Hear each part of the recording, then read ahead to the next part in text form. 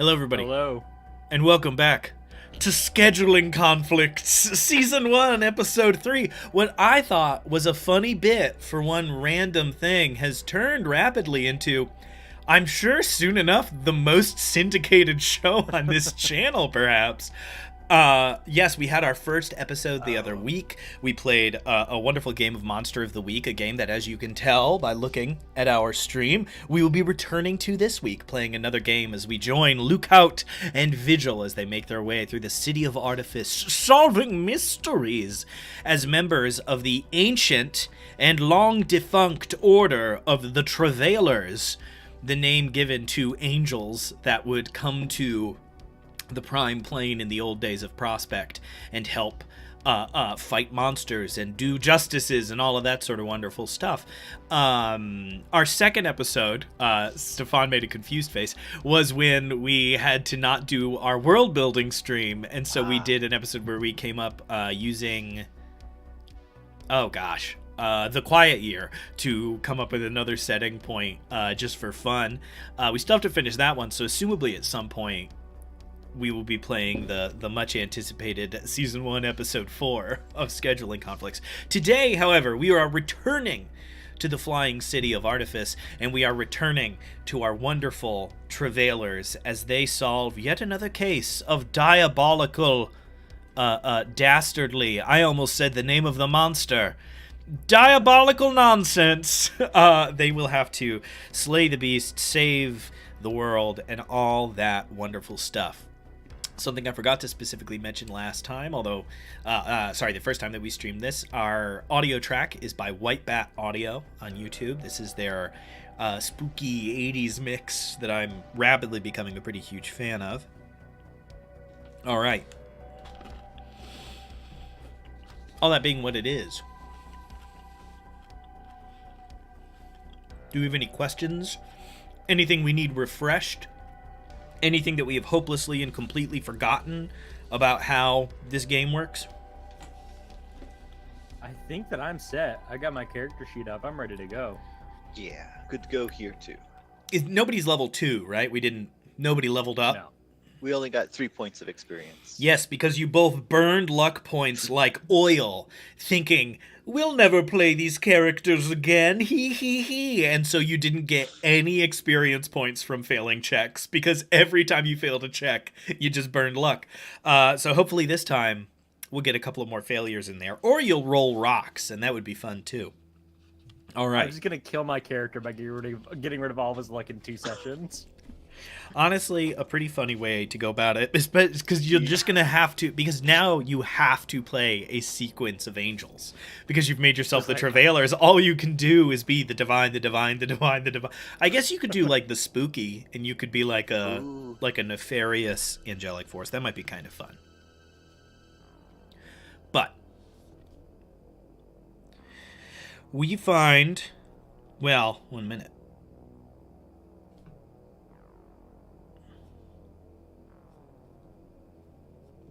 So sorry, I had to get my notes shuffled, and now I'm gonna mute and cough. I just did the exact same thing.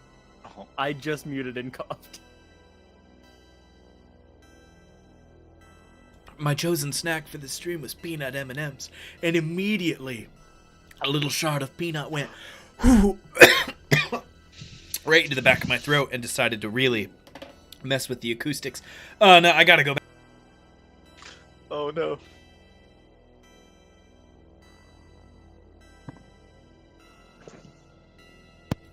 We've talked before, one of the big ethoses of our channel is that we try to not mystify and tailor everything. Because when you watch actual plays like Critical Role and stuff, where it's full of professionals and they edit everything out, it's really intimidating to play yourself, right? Because you're like, whoa, it's perfect.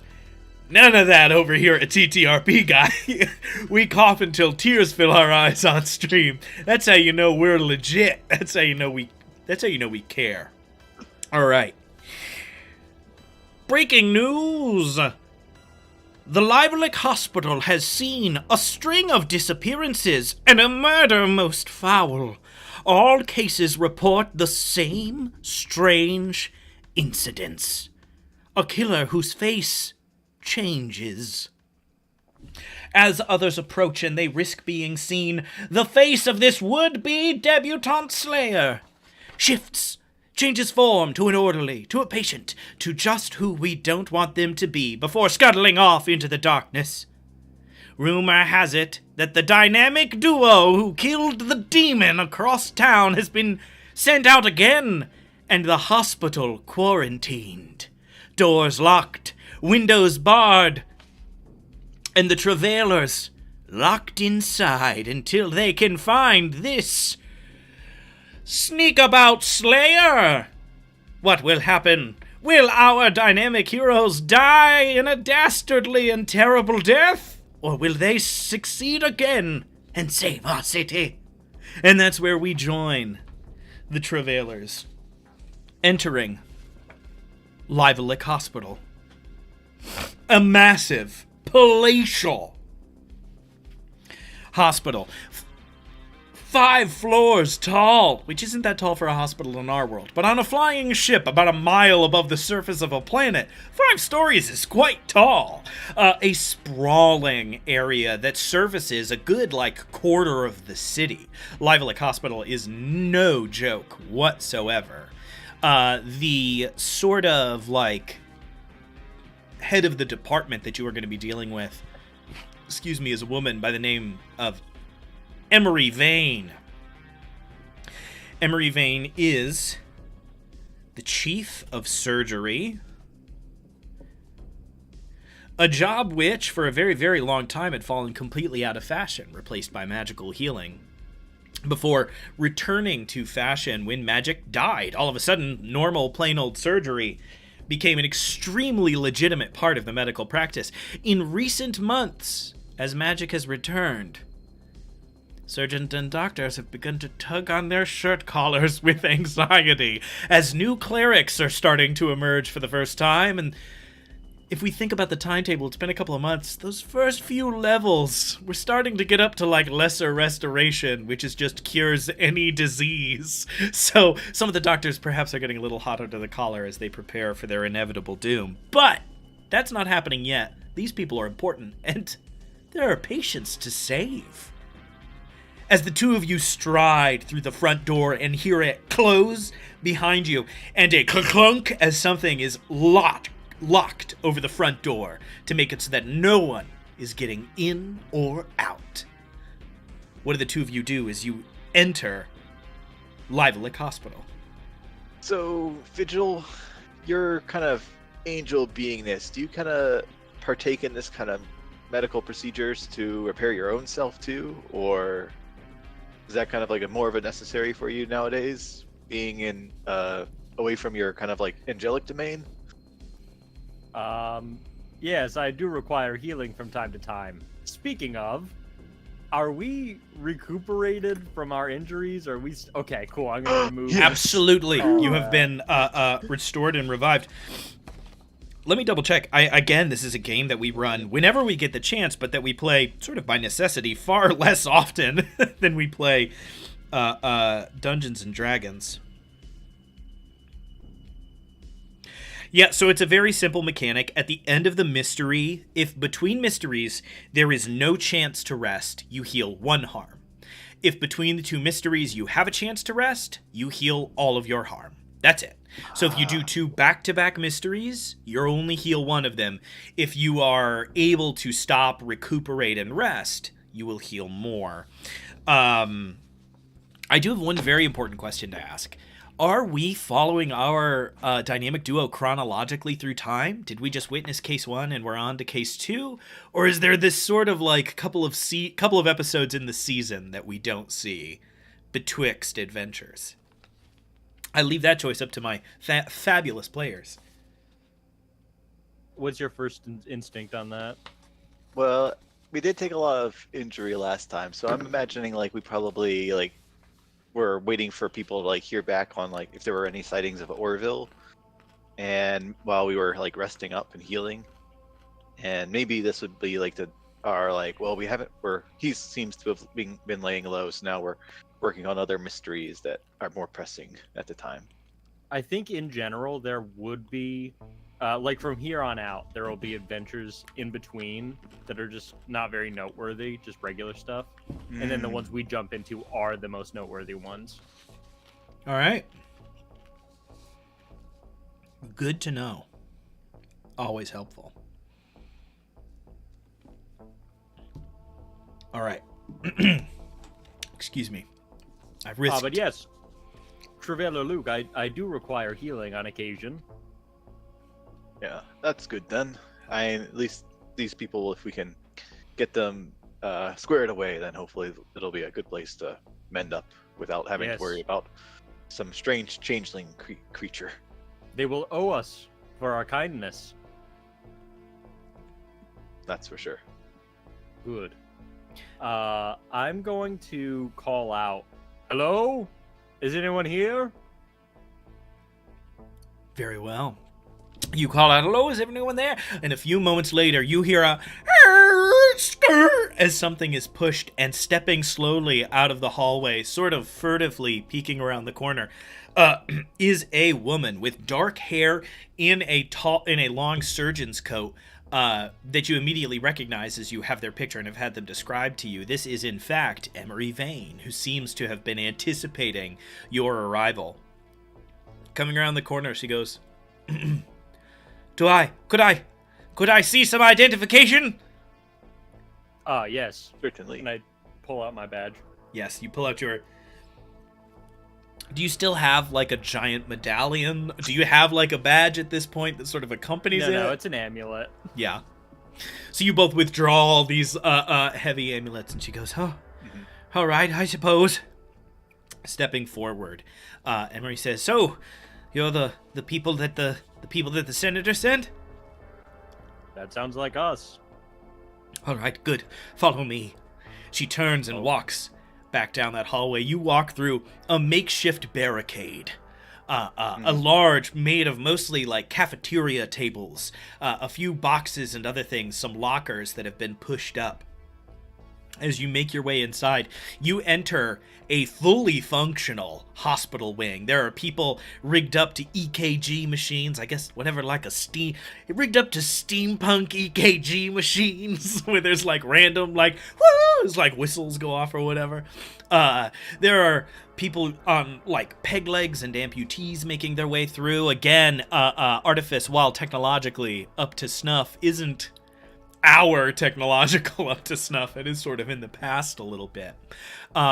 This wing is fully functional. The barricade perhaps gave you a moment of fear that you were going to arrive to find the hospital had descended into madness already. But it seems that order is being kept. It's just that as you are moving through, you see that every exit out of this like main ward has been blocked. And that every bed is full and they are cramped, pushed in far closer than they ever logically would be in a hospital. It would seem that, just going off the looks of it, practically every patient in this wing must have all been put in one room together. As Emery walks forward, she says, we've tried to isolate the patients, and unfortunately it means that we can't offer help to the other departments, the other wings. We had a few people be killed outright, others only attacked, each of them suffering terrible wounds. She gestures over to somebody who's got a bunch of big, long, like, claw marks across their body that have been stitched, but as they move, you can see that some of them are leaking sort of a, like a clear liquid. Not quite blood. I don't remember what you call it, but it's the stuff that leaks out of infections, mostly. Pus? No, there's something in between. It doesn't matter. She says, we managed to get it to the point where no attacks have happened in this room for 3 days. And so we can't let anybody new in, obviously, except for the two of you. In that time, have you heard if there have been attacks in other wings, or are you completely cut off from communication? Mostly isolated at this point. We've attempted to make contact, but for the most part, it would seem that everybody else is doing what we are doing. Runners that we send out find barricades, they find locked doors, they find things of that nature. Occasionally bodies, but not too many. All right. So have all the attacks then been kind of like isolated people, or have like the attacks happened like in larger groups as well? isolated people. In almost every instance, except for a few times, somebody would just wake up screaming with a wound on their chest. As everybody would rush in, they would say that one of the fellow patients attacked them, and then we would ask somebody out in the hallway, did you see anything? And they would say, oh, orderly blank, like, orderly Thomas stepped out of the room, which is how we learned that it was some sort of shapeshifter. At first we feared it was a vampire gone mad, gone into hysterics, a blood frenzy, but we don't think that to be the case now because, well, we have people with claw marks, but no teeth marks for the most part. Where has the most recent attack occurred in this wing?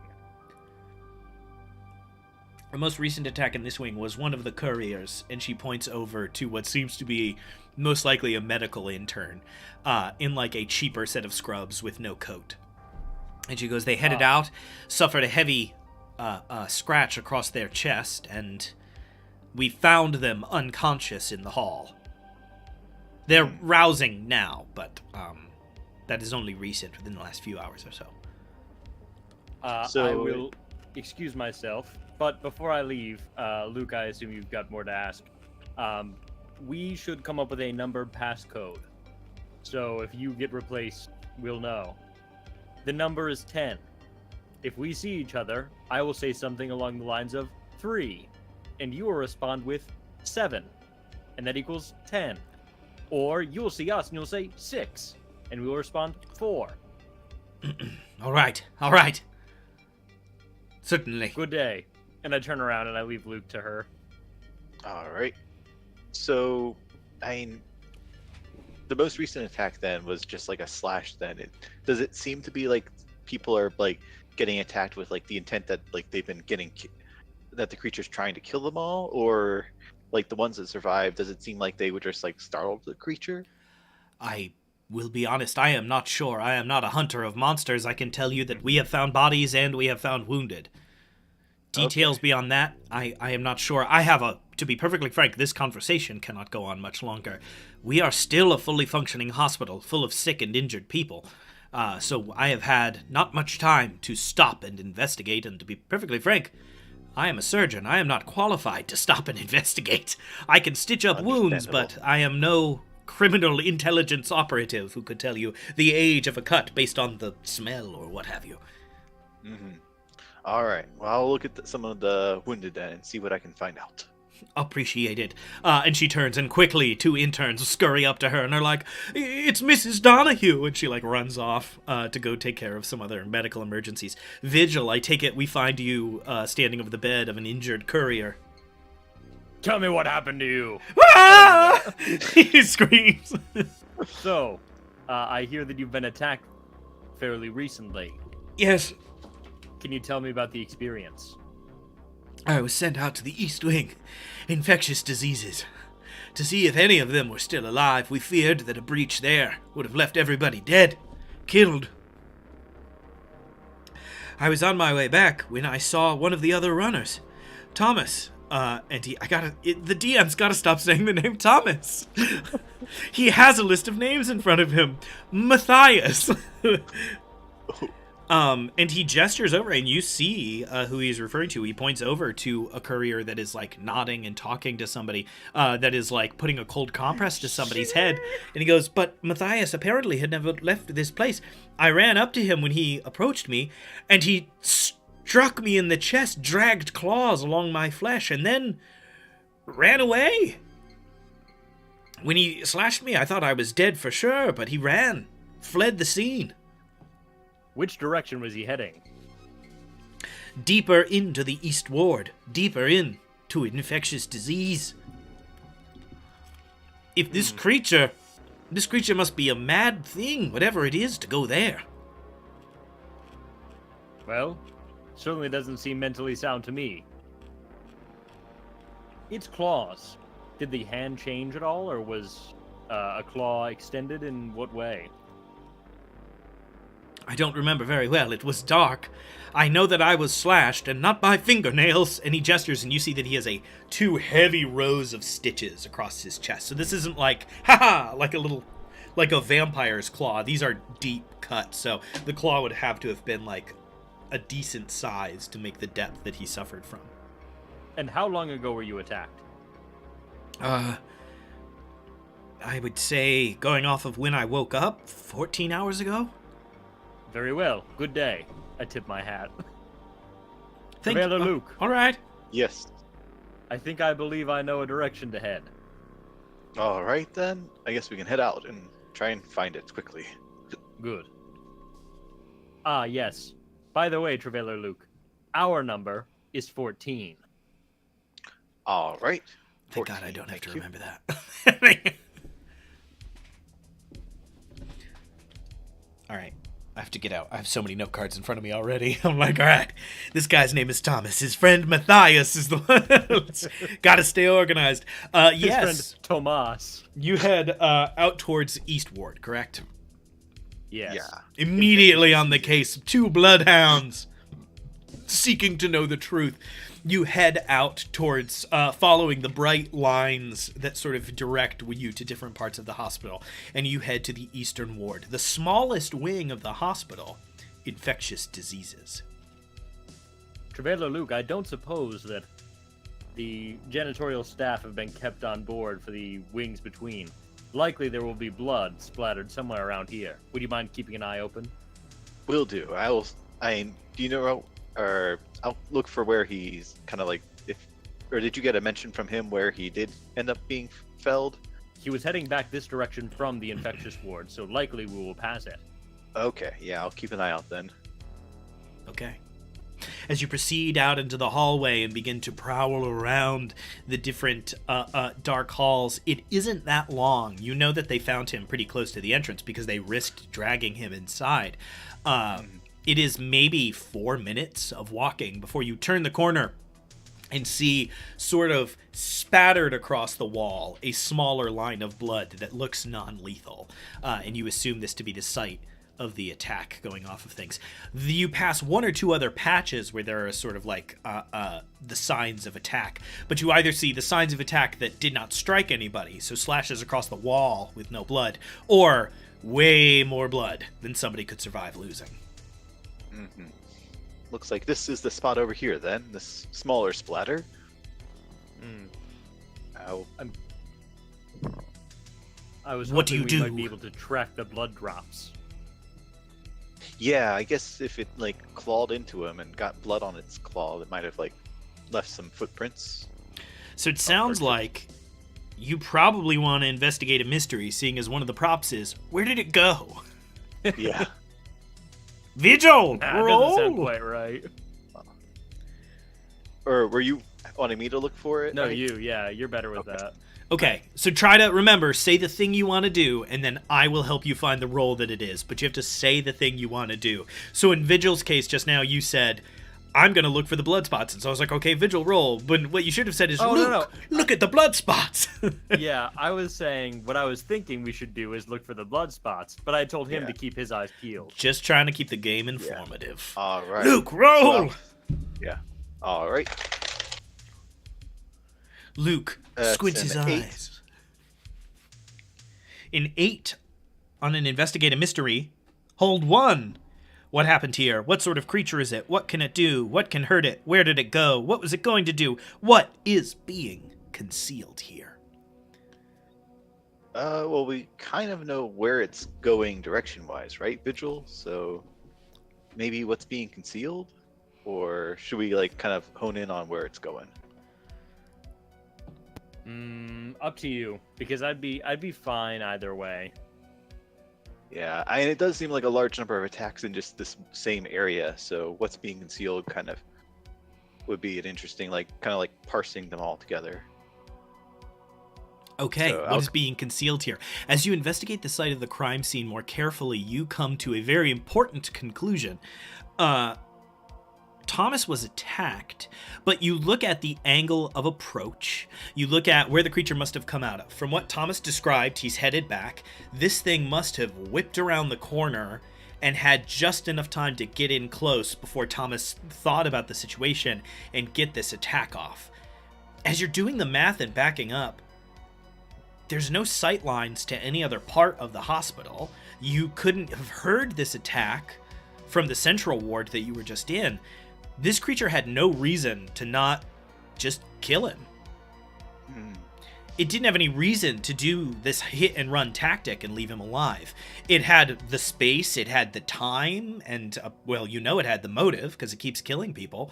This creature clearly left Tomas alive. It's Thomas. Spencer, why'd you do that to me? This creature clearly left Thomas alive.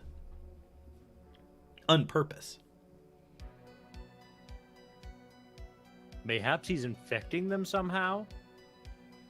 And if it did acquire something from the infectious disease ward, then perhaps that's like it's finally got to its goal and it's moved on to another stage then.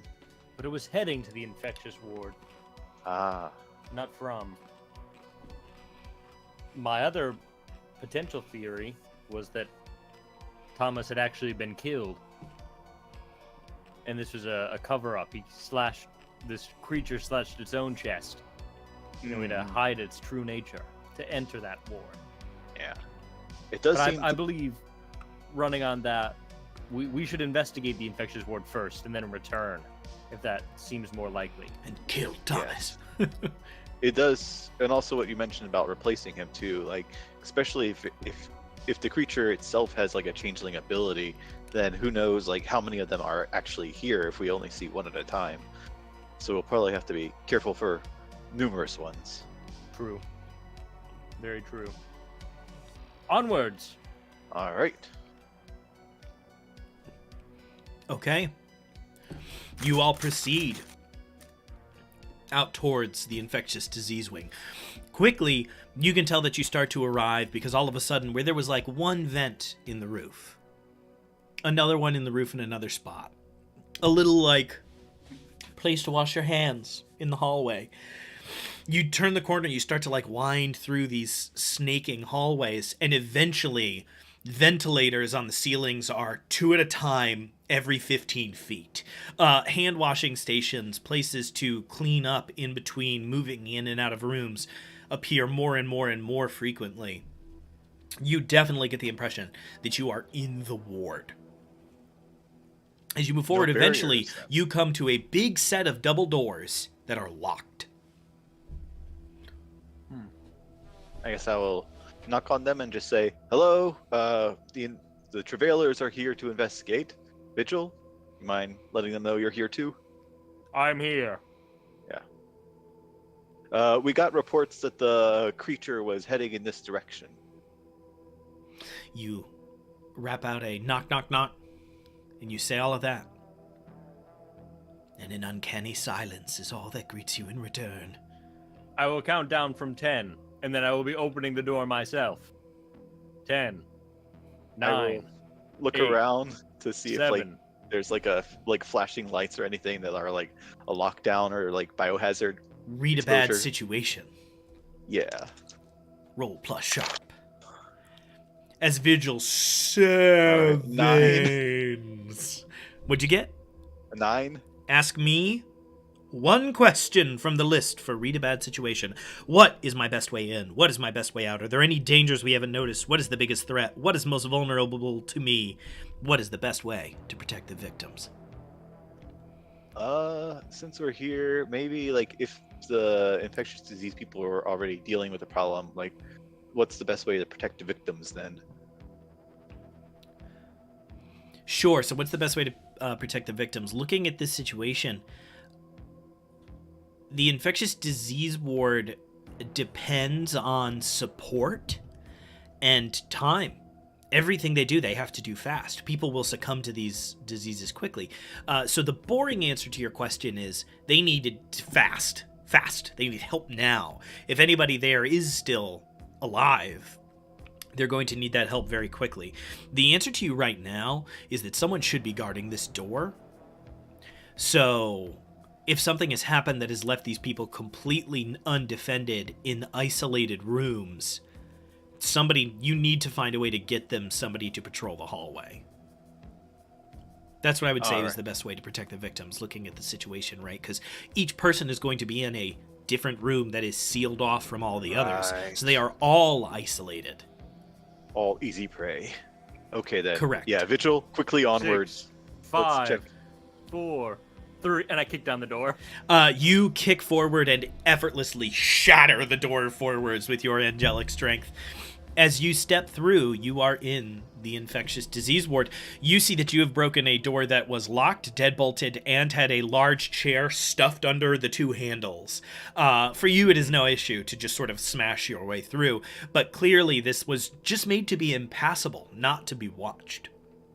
As you move in, you find yourself in a sort of large central area with 2 floors. It looks a little bit like a prison. However, where there you would expect these barred doors to be closed, instead you see a reasonably well-appointed area with couches and chairs pointed in towards observation windows that look into rooms. There's probably 20 or 30 rooms looking around, and each one is clearly isolated from the rest, and it has a door and a large rectangular window so that a family member could sit there and at least be a presence without entering into the room. This is not a world of modern medicine, good masks, and PPE. This is lock them in a glass room and hope they don't die times. So that is what you are looking at as you step out into this eerily quiet room. You see traces of movement in the windows before you even approach. Some people seem to still be alive, but you do not see any doctors, any nurses, any orderlies, anybody who should be, in theory, taking care of these people. But somebody had to have locked it from the inside. That's To for have barred sure. the door. Yeah, let's maybe put the door back on the frame a little bit, and then continue upwards. Very well. I'm when we were going up there, I'm gonna look around to see if there's signs of any of those doors being opened recently, dust that's been disturbed, or marks that haven't been like wiped clean on any of the rooms that we passed by. And Sure. I'll see if there's like a patient manifest or something, or like some sort of like doctor's Nice. like notation, like what's the term for it? The little piece of wood. We'll that answer you this quick. These are clamp both things to. observational Clipboard. questions, so you just get it as you are looking around. Vigil. All of these doors are locked. Every single one has been locked from the outside. Normally, they wouldn't all be locked because you would be able to trust that the patient wouldn't leave or couldn't. Some of them are bedridden. And orderlies would be there to quickly respond to any kind of situation. These doors are all locked, and they do not show signs of having been opened in a very long time. A very long time.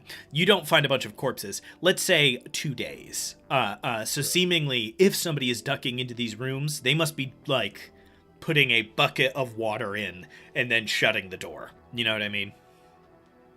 But there is no signs of any of them being opened. You do eventually discover something. I'm going to circle back to that and move up to Luke. Luke, you quickly find a sort of large collection of notes and such. It clearly is a bunch of different stuff all stacked together into like a big thing. So it seems like somebody went around and grabbed like every patient folder and put them in a big stack, stuck them all on the counter. They show signs of having been like looked through periodically, but now there's a thin, barely perceptible layer of dust over them. So these documents have been abandoned within the last 2 days, 3 days. Okay, I guess I will see if there's anything, I guess within them. If like Vigil, any doors up there, I'll bring this with us if we can like cross-reference the info with the patients. Yes. Look at the clipboards on the doors. Mm-hmm. Luke, As- you take lead on that. I will go Alright. ask some of these patients questions. As you Alright. call that down and Vigil goes around and starts looking around to ask patients questions, Vigil, you hear a poof, poof coming from one of the rooms. This is the I'm going result. to check on that room. This is the result of your earlier decision to look at these. As Luke, you start looking through to see what is wrong with what people, try to figure out likely suspects. Vigil, one of the doors has the sound of being slammed on. Not hard enough. The door seems completely undisturbed. Maybe a little bit of like a bow is starting to form in it just from like consistent hitting in the same spot, but it doesn't look like it's about to cave in or anything. Vigil teleports in front of the door using his angel wings mechanic. Oh, so you just pop through to the other side? It just in front of it at first, and then Oh I yeah, say, so all of a sudden Vigil is just gone and then reappears there, and you can hear something slamming into the door ineffectively. It doesn't have Hello? the strength to break down this sort of fortified door. whoever it is slamming their shoulder against this door, might I ask you why? And also, who are you? And also, what have you seen and or heard in the last 2 days? You receive no response. You are standing next to the large glass that you could try to look into the room. It would be a little hard to sort of like angle in far enough to see whoever is right up against the door that way. But notably, even as you speak, the sound does not stop. Citizen, I must ask you to stop that. Please answer my questions. And I listen at the door again. Go ahead and make an probably investigate a mystery, right? Go ahead and roll plus sharp. You're not in danger. The door is steady. Yeah, 4. Oh, 4, huh? You know what that means? That's a toughie. Yeah, that's a hard move. You lean forward and you're like listening at the door and you're listening at the door. Go ahead and mark experience.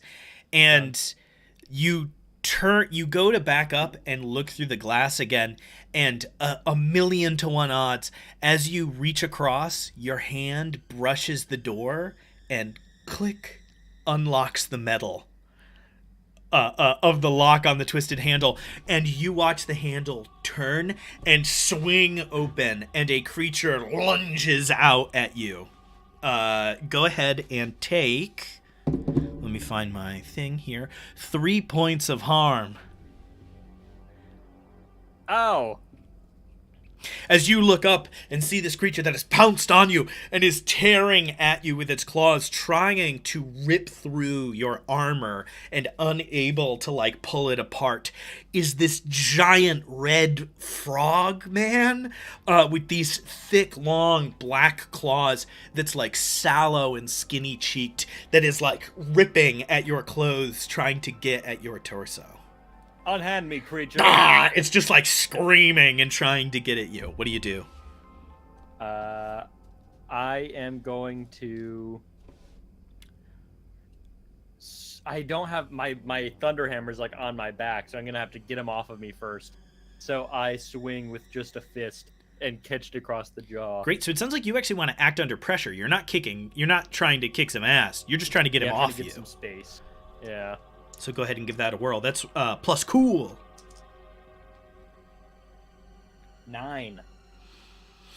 Worst outcome, hard choice, or price to pay. You kick it off of you. You totally succeed, but you send it over the railing and down to the first floor where Luke is.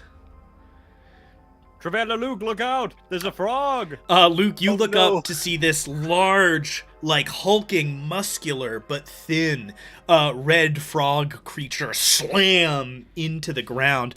Vigil, as you look down across your chest on your armor where it was trying to get at you, you see these little, like, worms with these, like, sharp teeth trying to, like, find spaces into your armor.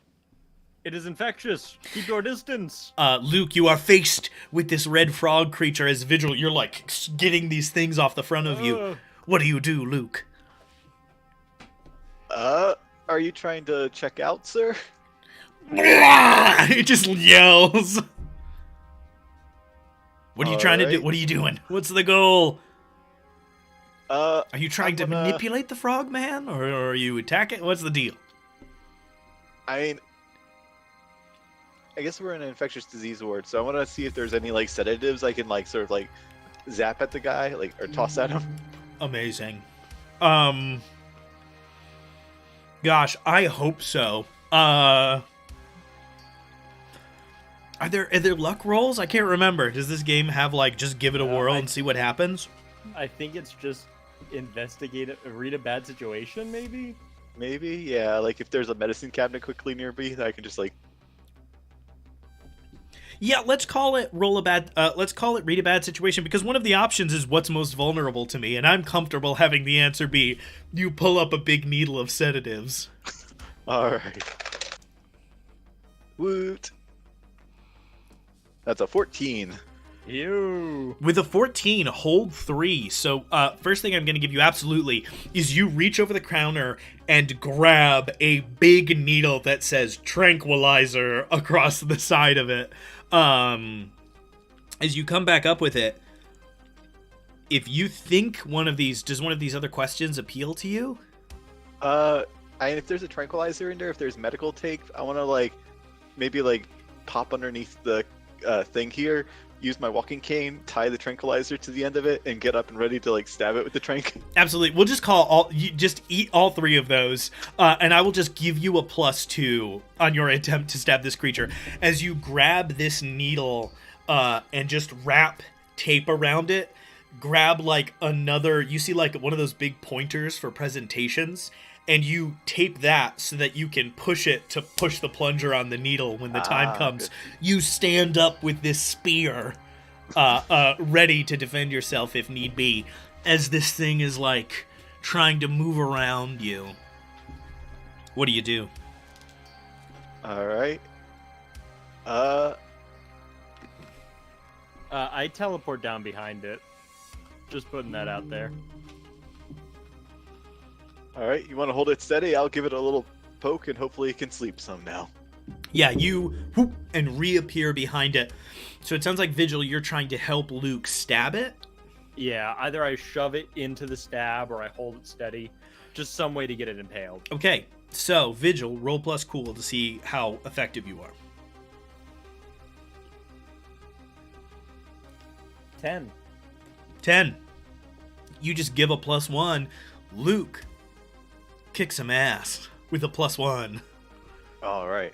Oh, a +2 actually. 1 from the help and 1 from your improvised weapon. Nice. Great. All right. That's a 10 then.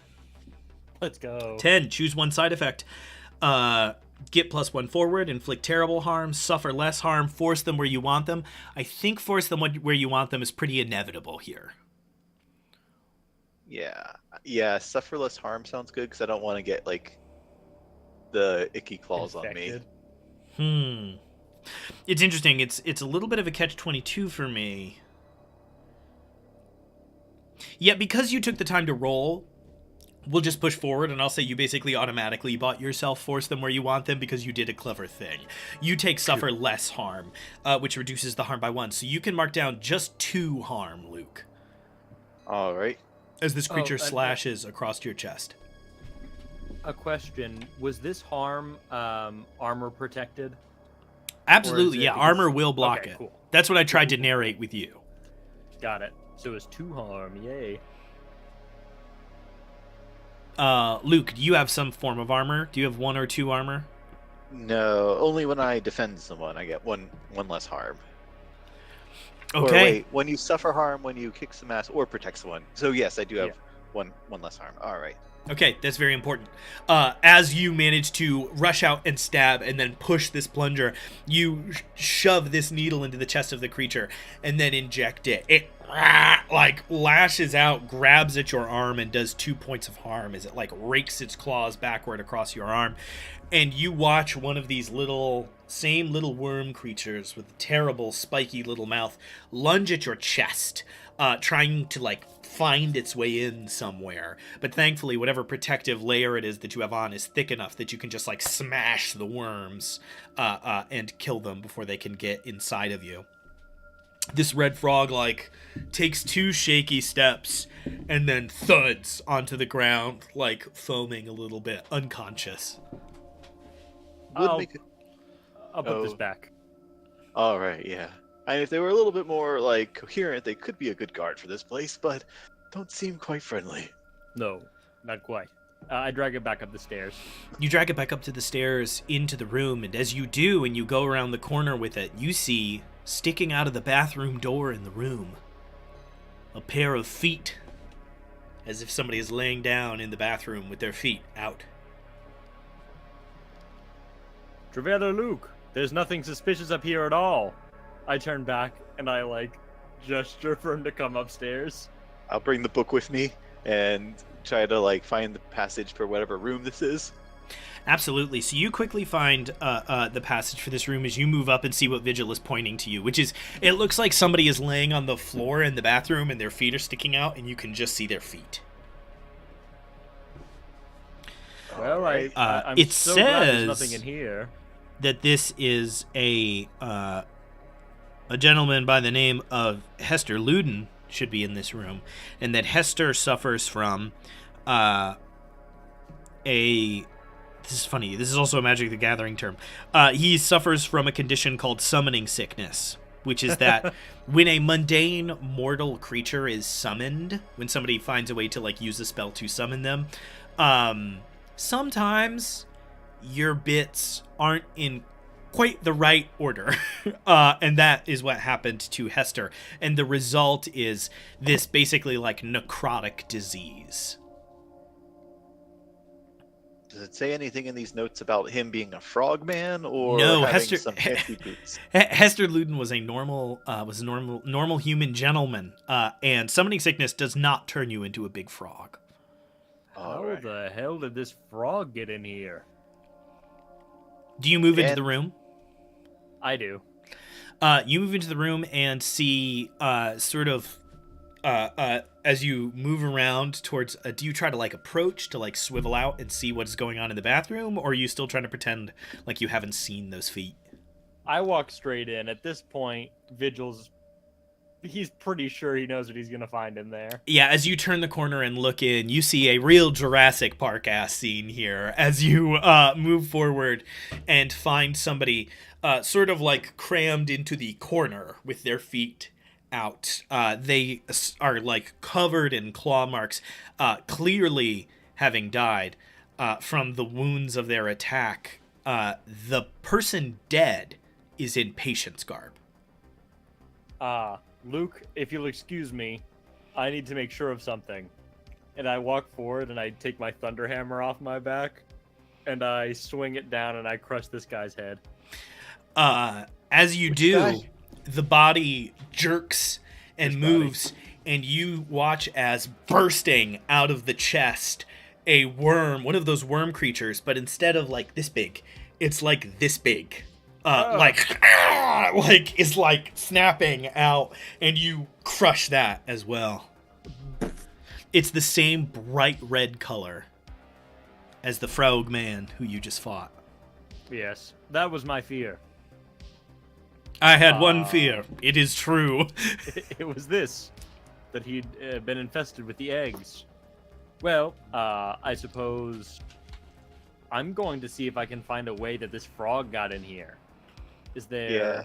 Is the frog itself does it have tattered clothing on it from being an orderly or something? Or is it fully nude? Definitely a time to investigate a mystery. Roll plus sharp. All right. That's an 8. I thought that was going to take you so long. I'm mid peanut M&M, my man. No problem. All right, that's an 8. Hold 1. What happened here? Investigating around the situation, trying to peek. You're having trouble figuring it out until eventually Vigil notices something. And the bed is bolted to the floor. But Vigil, you walk up and just tear it out of the floor with its bolts. And you see that under the bed is the body of an orderly with a giant gaping hole in his chest. Ooh. Orderly infected. And walked in, a pretty mundane looking claw mark on his arm. Interestingly, the claw mark on his arm has these blue lines crawling up his veins, moving towards his chest. Unfortunate that I do believe 2 different monsters have infested this area. The Shape Changer and the Frogman. both check. claw-based attacks. I'll look through the rest of this book to see if there's anything about like worms or frogs or any of these like strange coloration marks. Roll plus sharp. All right. If it's like a patient that they already had in here, that would at least narrow things down.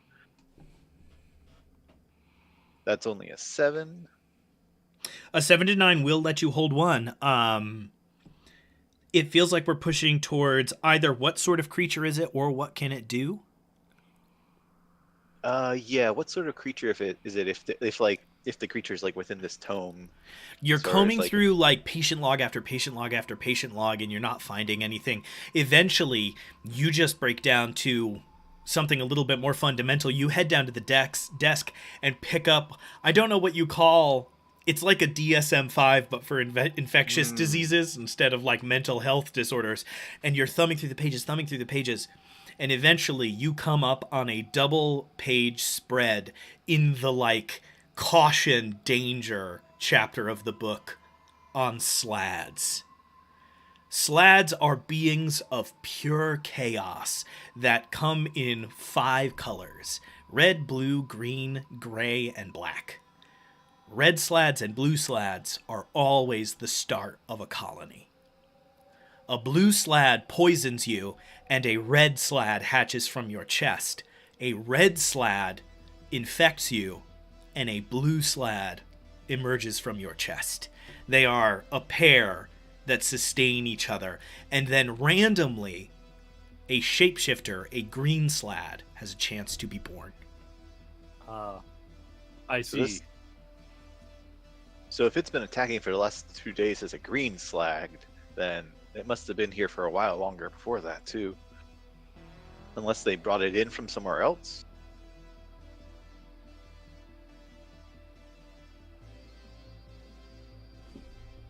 Say your thoughts out loud. This is a show. Yeah. I'm gonna go knock on more doors and see if there's people that can speak. Okay. Yeah. You start moving All right. around and knocking on doors. You see most of these rooms have patients in them.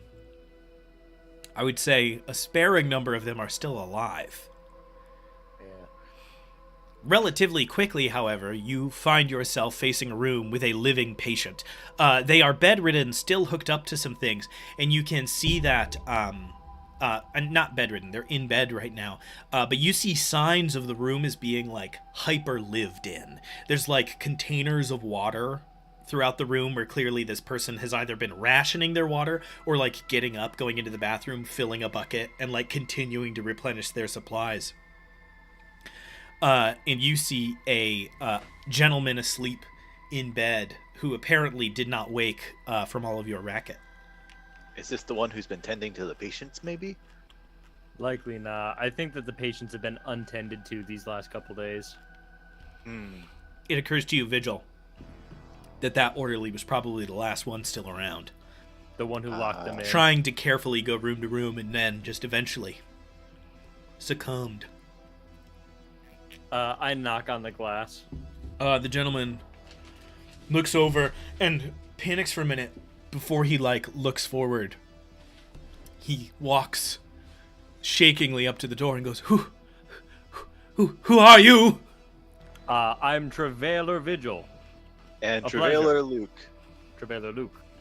Are you one of those things? No, actually, we've just killed 2. We were here to deal with that problem. I show him my thunder hammer covered in gore. Yeah, sure. Go ahead and manipulate someone. Roll plus charm. I'll give you a +1. You got a hammer covered in slod blood. A 10. Oh, a very important note. Green slods cannot reproduce. Okay. Only red and blue I was slots thinking can. we're gonna have to go back there and start crushing some fools, and that's gonna be pretty dark. But they sometimes, I guess, randomly get generated from the red or blue ones. Okay, I'm just gonna have to. I'm offspring. gonna explain this one more time, very quickly. Red slads make blue slads make red slads. There's a random chance that a green slad will just emerge. from those infestations. Yes. From Not those just infestations, there's spontaneously just a from the ether. chance that Okay. one of them is born a green slad, which can then become a gray slad, which can then become a black slad, and will then, like, rule the hive. So we're going to need to discover who this custodian was dealing with. This nurse, whoever it was, previously, to track that infection back. Yeah. And perhaps now the non-lethal attacks make more sense. The green slad is better served knocking someone unconscious than killing them, so that one of the others could come along and do their dark business. He goes, "Whew, I saw it happen. I saw that thing, that blue thing. It came in Yes, here. this lad. He attacked him, savaged him like a beast." And the initial attack was upon... Oh my god, wait, roll. What was your roll? Oh, it was 10. 10. Okay, great. Yeah, he does what you want for the reason. I'm glad that's the answer. He unlocks the door and opens it. I don't know if you step back from the apparently diseased do. man. Whoa. Yeah, I'll Whoa, whoa, whoa, cross-reference whoever this disease this guy's supposed to have too in the book. Sicky. Yeah, as you fuddle through quickly, he just has a pretty common one called blood ichor. It's basically what happens when humans try vampire drugs. They can end up giving themselves like just a weird bad virus. He must either be out of it and survived it or dead. Like, do you know what I mean? Like it would have run its course twice over by now. So he's probably no longer infectious. Very good. I see from Trevello Luke's document here that you would likely be able to accompany us to the non-infectious ward where they've set up a barricade. My name is Orwick. Orwick. You didn't Good. ask, but I just thought that seemed Good kind of enough. rude, so I figured I'd tell you anyways. Yeah, and we'd already introduced ourselves, so yeah. And I know. So you said there was a large blue one in here too. Did you see where that went? It ran in after the orderly and chased him up the stairs. The orderly tried to go into one of the rooms, and it just followed him in and just kept attacking him. I heard the screams. And then it Did you left see- the room and headed back out to prowl the halls. Back It out into the tested halls. the doorknobs, checked each one as it walked Damn. by. Yes, we will have to hunt that down pretty quickly. How long ago was that attack? 18 hours? Very well. Yes, Luke, check your documents to see if there's anybody else who could be taken out of this location. All right. Yeah, I guess I'll come around here looking for living people in these places and checking their stuff. Before I is that, forget, has is that anybody else Wait a entered minute. here? He goes, wait a minute. I just recrunched the numbers. 28 hours. 28. Super important. The DM had two numbers next to each other on a piece of paper in front of him, Alright. and he said the wrong one. It is 28 hours. God, you've got your clock working again, Orvic. Sorry, it's I've had nothing to eat but water and bread, and I am starved for protein right now. Has anybody else entered since the blue slot? Sorry, that's my alarm. Since the blue slod, no. He All right, came in, good. slashed out at the orderly, left him in the room, and then the orderly managed to shut the door, and I think probably lock it from the inside. Yep. Yeah. And then the whole thing happened. Seems like the blue ones are smarter than the red ones, then. Yeah, the red ones are pretty chaos-filled. Okay. Well, in that case, there should be no more slot in here. We should be able to take everybody who's no longer infectious with us. Okay, sure. That's me too, right? You too, yeah. You're not Okay, infected. good. That's, yep. And he sort of like makes his way out of the room, nervously looking around. Travailer, your check? Yeah, would that be read a bad situation or investigating for it? I didn't catch what this check is. I have no idea what's going to on. cross-reference the book with like whoever is still alive, and if their like infections are safe enough to move them to the main area. I'm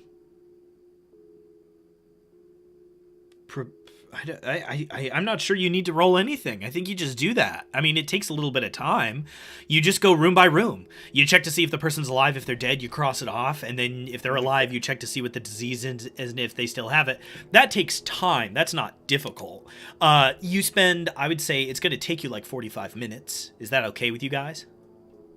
Yeah, I don't want these people to stay in here and die. Okay, you take the better part of an hour to get that done. You discover that well over half of the patients are dead. And of the like 40% that are remaining, a good bulk of them have overcome their illness. There's 10 or 12 who are still alive and still infectious and cannot be let outside. These are mostly people who caught planar illnesses and are pretty much screwed. Like, if one of the 3 clerics in the city is going to have to make their way here to help those people. All right. I guess everyone, let's find some. Or ironically, I guess Vigil could make a bunch of medicine of magic checks and hope he doesn't accidentally kill one of them. But I don't know if that's worth our time. Yeah, Not when I guess my weird is -1. It's a tough. Yeah. Vigil's like, not a healing angel. Not me. Yeah. More the slaying type. Yeah, I guess we can get some extra supplies from scrounged around from here, put them in those rooms with them, and then lock them tight, and we'll hopefully be back to them when quarantine is over. Yeah, while you're checking all the doors, I do that. I've Sure. collected supplies and I put them in there. Yeah, you collect all the supplies from those that are still up and alert. How do you go about... Everybody else should have been locked. I have a question. It's not meant to be leading. Do you check other people for wounds, a la slod slashes, or do you just assume that the doors have been locked? Let's move on. The doors have been locked. I'm taking the other guy's word at face value that he didn't get in any other rooms. Okay. There's no other screens. Super cool. So it seems safe to me. Just wanted to check on that. Yeah, you get together the water and the food from those that you let out of the rooms and redistribute it to the maybe 5 or 6 people that are left. These people are all in very stable condition, but whatever it is they have, they are going to continue to have.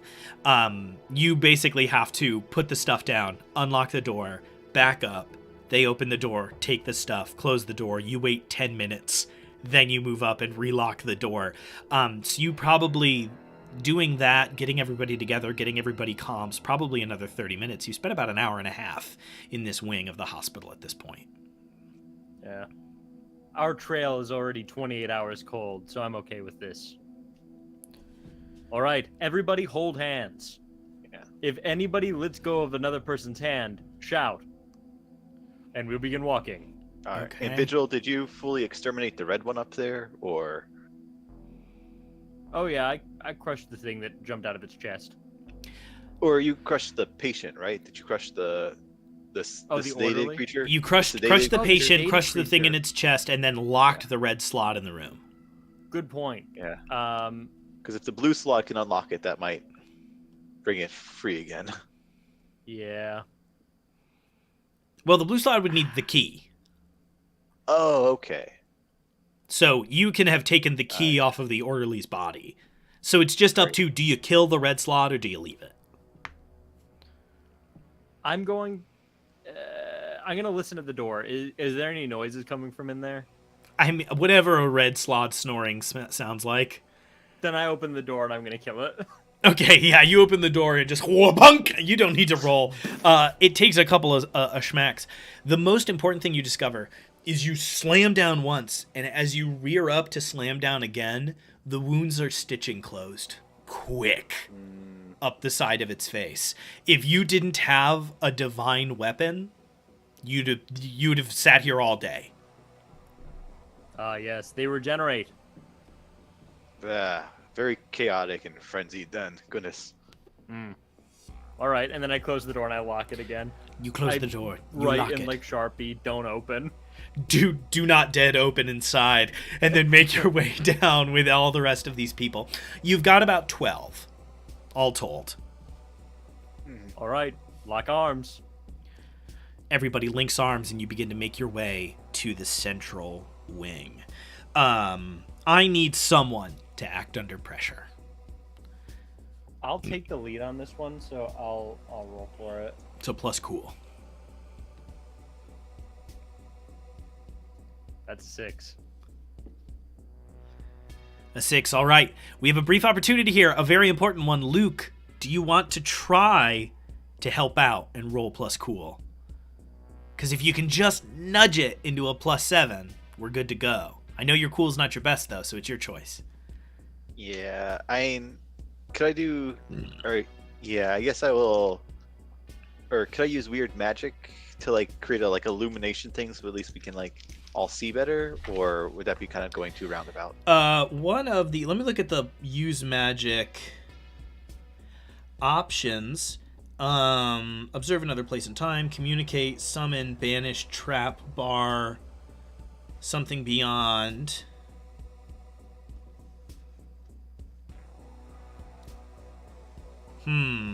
I think it's gotta be help out. Unfortunately. All right. If you had an ability that let you roll help out with magic, with weird, which I'm sure exists, I would kick it to you, but I don't. All right. Yeah. This is more about staying calm, staying collected, and assisting. You can flavor it as doing it magically, but it's not the same thing as standing still, clapping your hands together, and doing a spell. Cool. All right.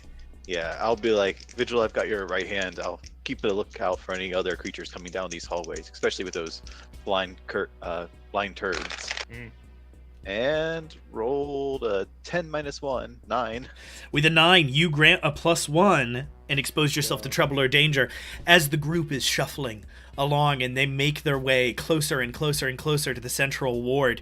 Luke, you run out ahead as Vigil is taking care, and you turn left, and you see, making their way down the hallway, the orderly who you just saw the corpse of.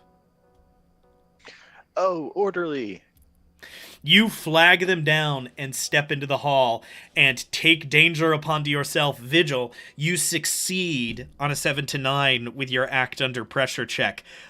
You succeed, but you get a worse outcome, hard choice or price to pay. You've got a hard choice. You can absolutely get everyone to safety. You will have to leave Luke and come back for him. I leave Luke and I come back for him. I can't risk 12 people. All right. Luke, the orderly, walks up to you and goes, "Hello, pleasure," and then watches like 13 people run down, and he goes, "Oh, who are you? Wait, who are you moving?" And Vigil just gives you a look and keeps running. Vigil, right, you make your way down the hall quickly to the door. They are pulling things in, and you're helping people through. Luke, what do you do? I want to try to, I guess, use magic to banish the slod and like kind of call on that painting and just like kind of like the way the painting, like that enchanted painter has like layer upon layer. I guess like how like one brush stroke is like painted over another and covers it up, using that as the banishment. This is hilarious. The slod's like, wait. Tell me, what is your friend? And you just go, blah! And it's like bolts of magic. Ah! That was a 12. Yeah, fuck yeah. The magic works without issue. Choose the effect. Banish a spirit or curse. Or trap a specific monster. I don't think you can banish it. So instead you go, blah! And a cage of light emerges around. The slod immediately starts to convulse. Its magic circle starts to convulse.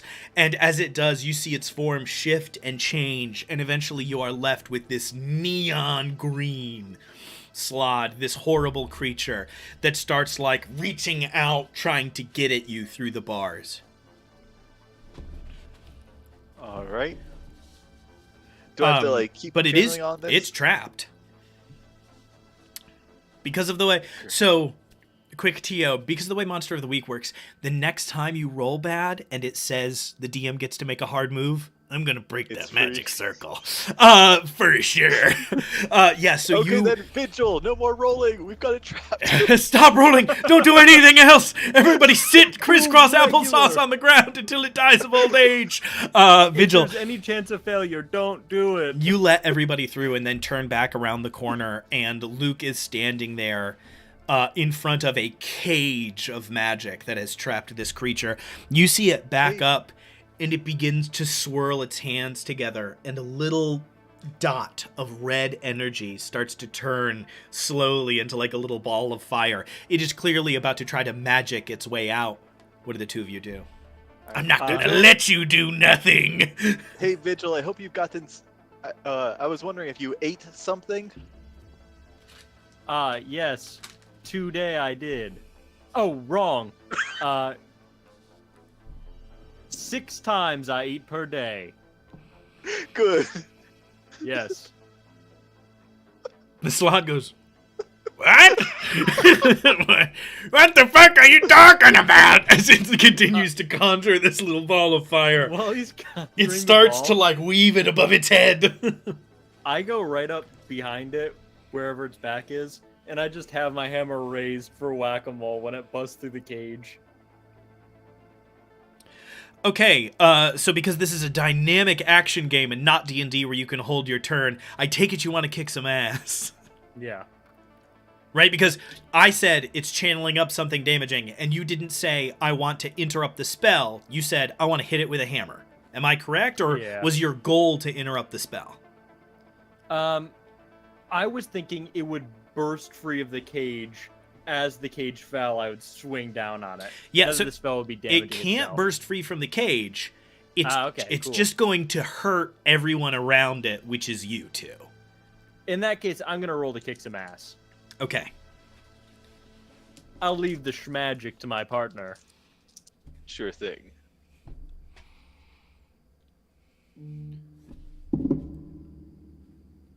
That is a 9. A 9 on kick some ass. So close. You and whatever you're fighting inflict harm on each other. The amount of harm is based on the established dangers. What I will say you do manage to do is protect Luke. As Luke is standing in front of it and turns around, and you watch this creature about to slam this ball of fire, this fireball, into the ground, you run forward, push Luke out of the way, and swing down with this hammer, shattering through the magic circle just as the creature lets this thing fly. You will do damage to each other. How much damage do I take? 3. Okay.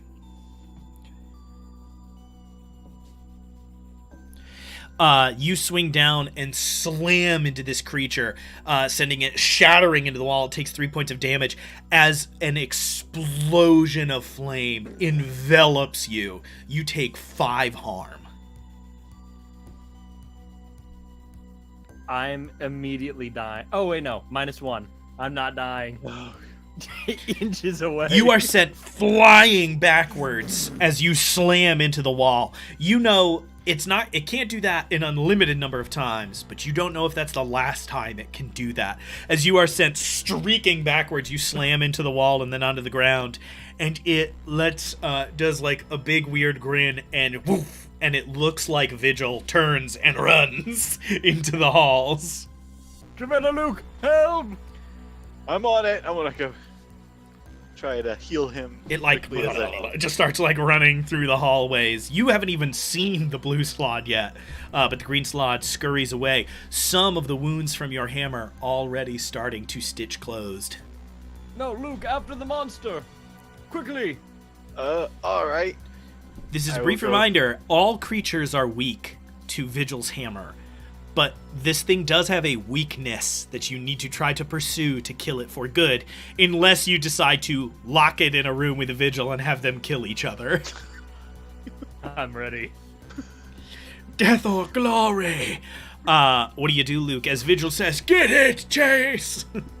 Yeah, we will. Let's get it in a few. You need some patching up first, though. You say I'm Chase, sure and Luke I'm says, fine. no! It's so funny. I've had worse injuries thousands of times. Can you still do your teleport safely? Can we get back to the general surgery? I can attempt. And I Good. grab onto you. All right, go ahead and roll for that ability. I think it's plus weird. Yeah, you already know. 11. Could have used that one a minute ago. 11, you boop, and just the both of you collapse into a pile on the floor of this room. All right. He's got some bird injuries. Anyone got some gels? Some gels? Yes, quickly. You are descended upon, and these people will set about to helping you recover some harm. You receive first aid. Heal 1. And I will try to use my magic to sort of tie up some of your, or kind of like reset the kind of like burns in some of your like arms and limbs. Okay, this is going to be it's not my huge. Huh? Use magic's going to matter a lot. Go ahead and roll for that. Yeah.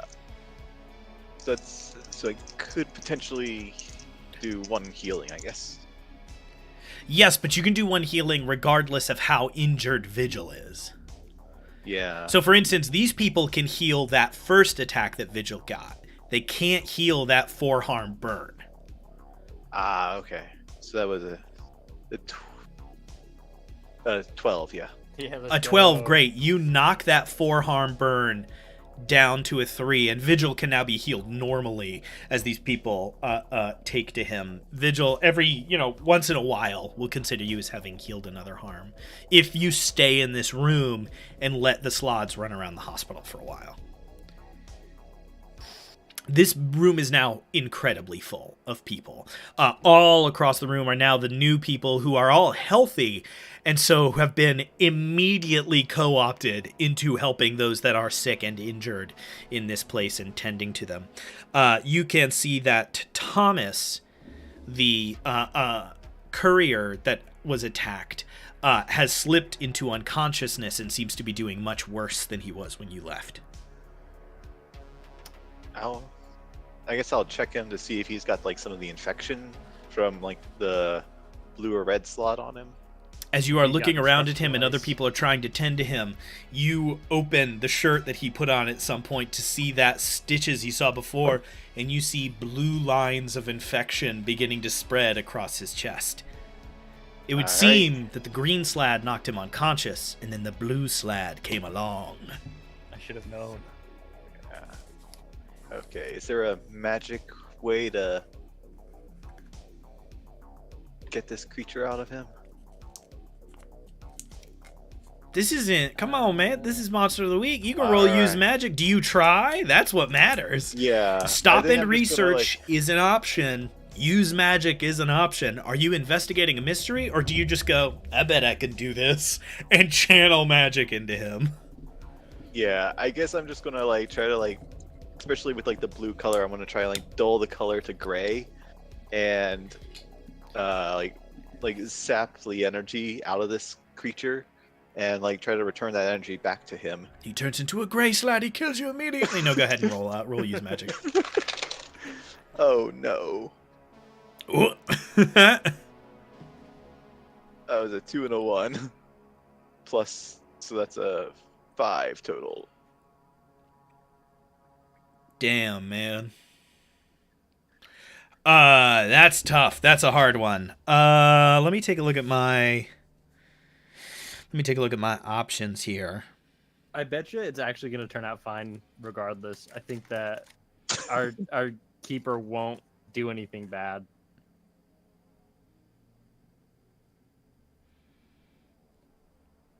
It's not a 7-9, so it doesn't work imperfectly. So does it just fail? Oh yeah, no, it fails, and I get to make a hard move. I'm just thinking about what that should be. You've chosen. This is This was a relatively stable thing to get this on, is all. So I need to consider the possibilities. Yeah. So as you reach down and are beginning to do this, you're beginning to like pull out. You begin to move your hands around in the air, and everybody watches this like blue venom start to slowly streak out of the chest of this person. As you try, however, you watch it start to like jiggle and shake like an amoeba. This venom is alive in some way. It is part of the slot. It is part of what infects him. It is part of the tadpole. And as it does, you start to pull it out of him, and you watch it break into 2 beads. One of them then, free momentarily from your grasp, launches across the room. You turn to address it just in time to watch it streak into the chest of Emery Vane, the head surgeon, who reacts backwards as it starts to streak across her own veins, and then turn back around to discover that you've lost your grip on the half, and it has re-entered into Thomas. You have accidentally infected another person, Luke, and the head surgeon, no less. I guess those numbers won't come up. Yeah. Well, surgeon, if you want to maybe practice extracting it from this guy. Extracting what, you psycho? As she's like grabbing at this wound. What the what was that? What happened? Blood offspring. Blue slod, like, infection creature. Well, that'll be red What's now. a slod? Well, because the blue thingy itself split off and infected another one? Yeah, Blue make red. Red make blue. Yeah. Blue make red. Red make blue. Oh no, I thought it was like a double make kind of thing where like because the like one twins. that's already in this guy technically infected another one, but it's just a Regardless, doubling of the infection. Yes. You were infected. You were infected by slod, What's a slod? like a frog man. All right. She gets the blue up and ones she goes. are very crazy, and the blue ones are very smart, but the red ones are very vicious. She And the looks. green ones turn into other people. Oh, so good job on the case. Great job, guys. You seem to have really figured this one out. She looks at getting Thomas and goes, okay, all right, so I have Thomas fell unconscious about an hour ago. She looks at her own wound and she says, so I have 15 hours until I will pass into unconsciousness. All right.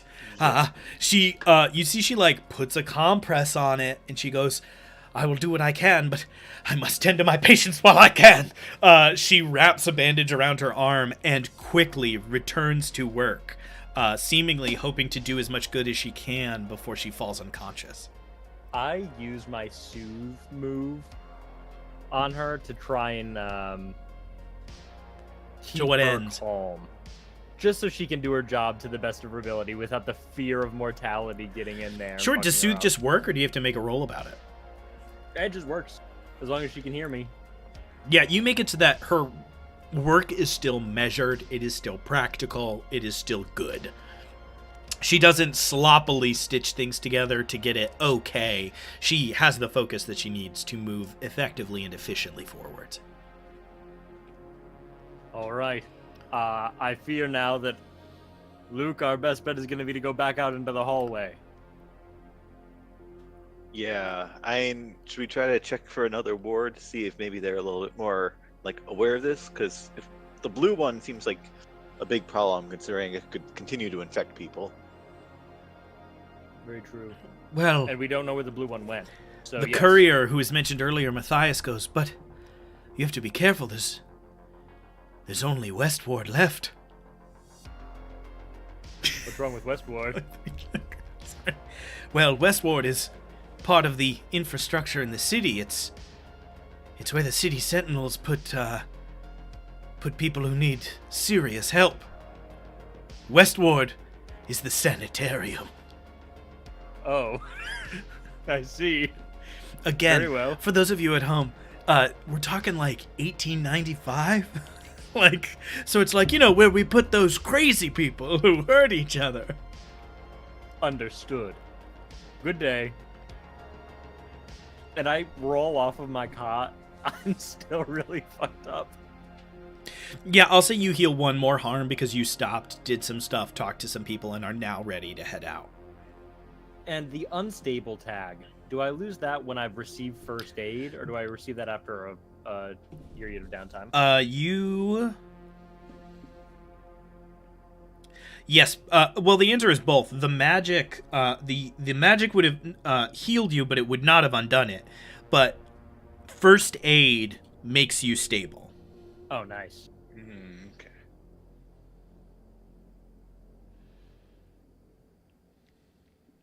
So it's kind of like All right. it's kind of like threefold. So magical healing can't stabilize you; only first aid can. but some first aid can't heal really bad wounds. With So it like has to 4 be... plus damage. So basically what you just did was bypass hospital, which this is not right now. I know it is one literally, but it's not because these people are infirmary. in such a situation. So you would have needed hospital, but you basically managed to like pincer move your way around it because you magic healinged out of 4 harm wound and then stabilized from first aid.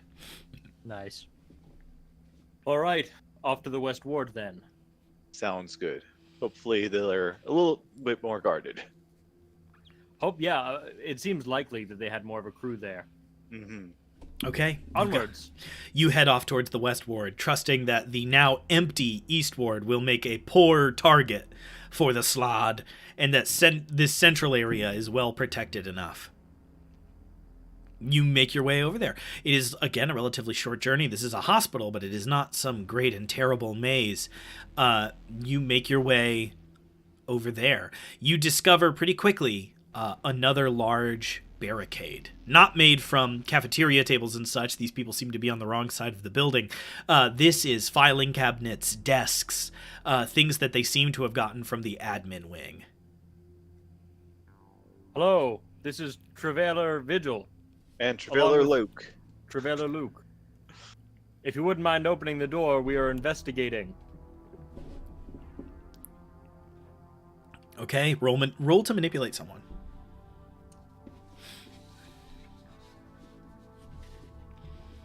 Ten.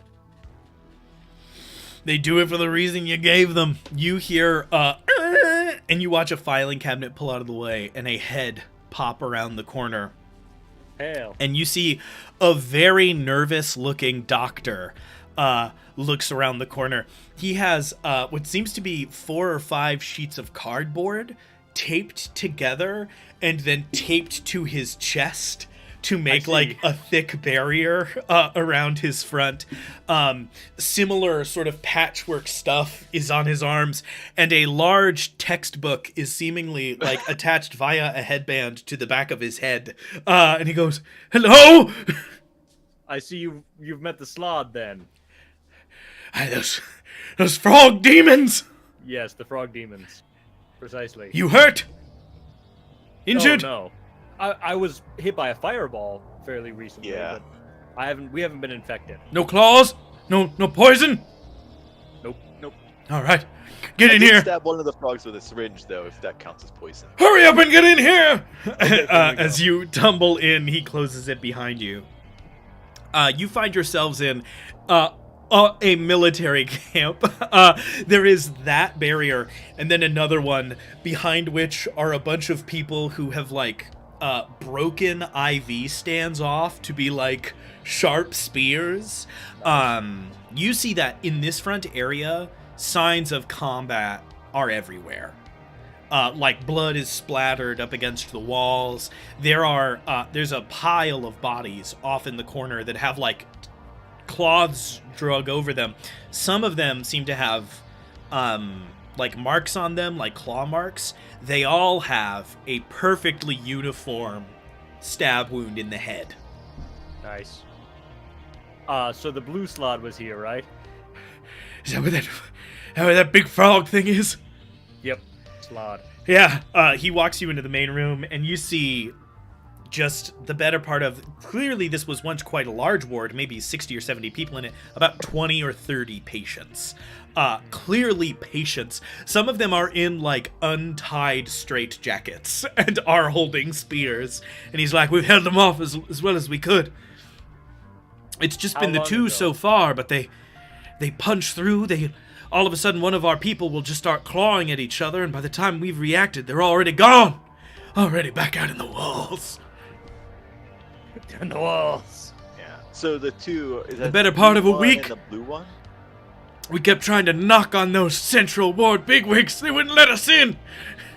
It's been a week that it's been assaulting this ward. Then. Yes. By the timeline, this is probably the first ward to have been attacked. Okay. I'm sorry, one of you asked a question and I forgot it. Oh, so it was a week then. Like, it seems like the other wards were only aware of the slots 2 days ago. So at least you guys must have drawn their attention for quite a while. The infectious ward was attacked 2 days ago. Okay, and that's when the whole hospital got set down. Yeah, it's been a week since it began. That one just got Okay. overtaken a couple days ago. So it's been a week overall. Yeah, so basically, the infectious ward for 5 days managed to basically this orderly, like, the other doctors probably left. This orderly was like, I got it, and decided to just be a very committed physician, and probably, and, you know, saved a dozen lives in the doing of it, and then fell after 5 days and has now been fallen for 2. Okay. And he goes, it started, near as we can tell, I don't know, over an infectious somewhere. They probably thought they were just sick. And then they hit us pretty hard. They got Barnabas first. And you look over, and there is, in the corner, obviously the first body, is a man in a doctor's coat. And he goes, I'm gonna be so real with you, I'm just an intern. That's rough. Are you paid? No, not at all. Wow. That's unfortunate. Hopefully you'll be a hero after all this, though. I'm gonna You go already be are. a dock worker is what I'm gonna be. Good. All right. Has anybody... First question. Are there any alternate entrances to this area that you know of? I mean, we've tried to keep it as sealed as we can, but this isn't a hospital ward. They have an easier time coming and going from here. We're not one of those people that, you know, treats our patients like garbage. We let them walk around and move. But the problem is that means there's vents everywhere. Vents and halls and doors. We've tried, but they always seem to find their way back in. Understood. All right then. We're going to investigate deeper in. Hold the door. All right. We'll hold here. You heard him, boys! And you see a bunch of people Yeah. trying to keep it together. Yeah. All right, Trevello, Luke, what are you thinking? What should we investigate first? Well, if it's been coming through the vents, then maybe we should try to, like, find one that's been disturbed recently and perhaps get it out of its lair. Follow it back. Very good. Yeah. I mean, Now- the thing that's strange to me is, like, especially if this one can shapeshift, why is it, like, still staying here instead of, like, spreading throughout the city as well? They've locked the doors. They're barred in. Yeah. So The hospital's quarantined. No one's getting out. Yeah. Okay. So did they start the quarantine a week ago as well, or? So, okay. Here's what happened. Day 1, like 4 people got attacked, and someone said, it's disguising itself as other people. And so the city sentinels went, oh, cool, we're locking the building down. And locked the building down.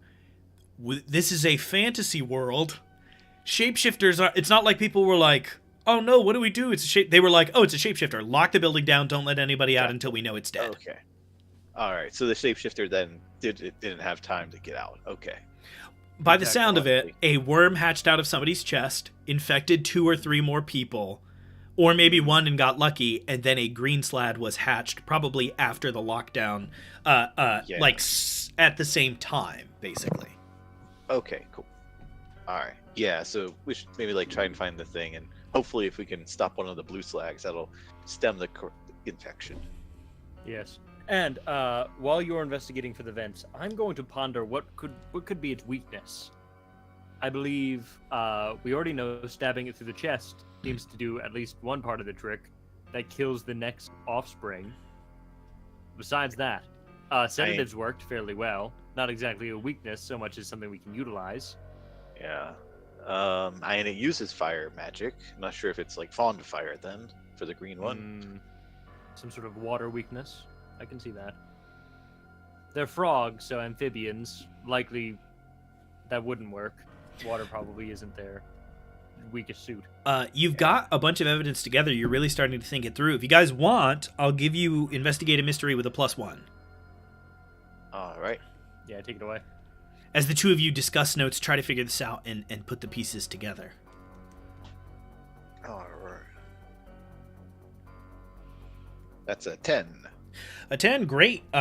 Is hold 2. I think we're probably just going to go what can hurt it. And I'm guessing either what is being concealed here or what sort of creature is it again, to sort of really narrow what we're talking about. Yeah, I guess what can hurt it and what's being concealed here sound good. So what can hurt it? This is a two-part answer. The best thing to defend yourself from more slod is when they are tadpoles, they are incredibly easy to kill. When they're larvae, you can just kill them. You did. You've killed like 3. Not a big deal at all. These people are doing it. Those larvae need a living host, right? Killing the bodies killed the larva. To kill an adult slod, the two of you putting your brains together, trying to think about it, looking through the book, putting it together. Slods are beings of pure and utter chaos. In the time when magic was still alive, they were associated with this plane that no one had ever been to, the plane of chaos. Any piece of strong magical law might offset whatever that is.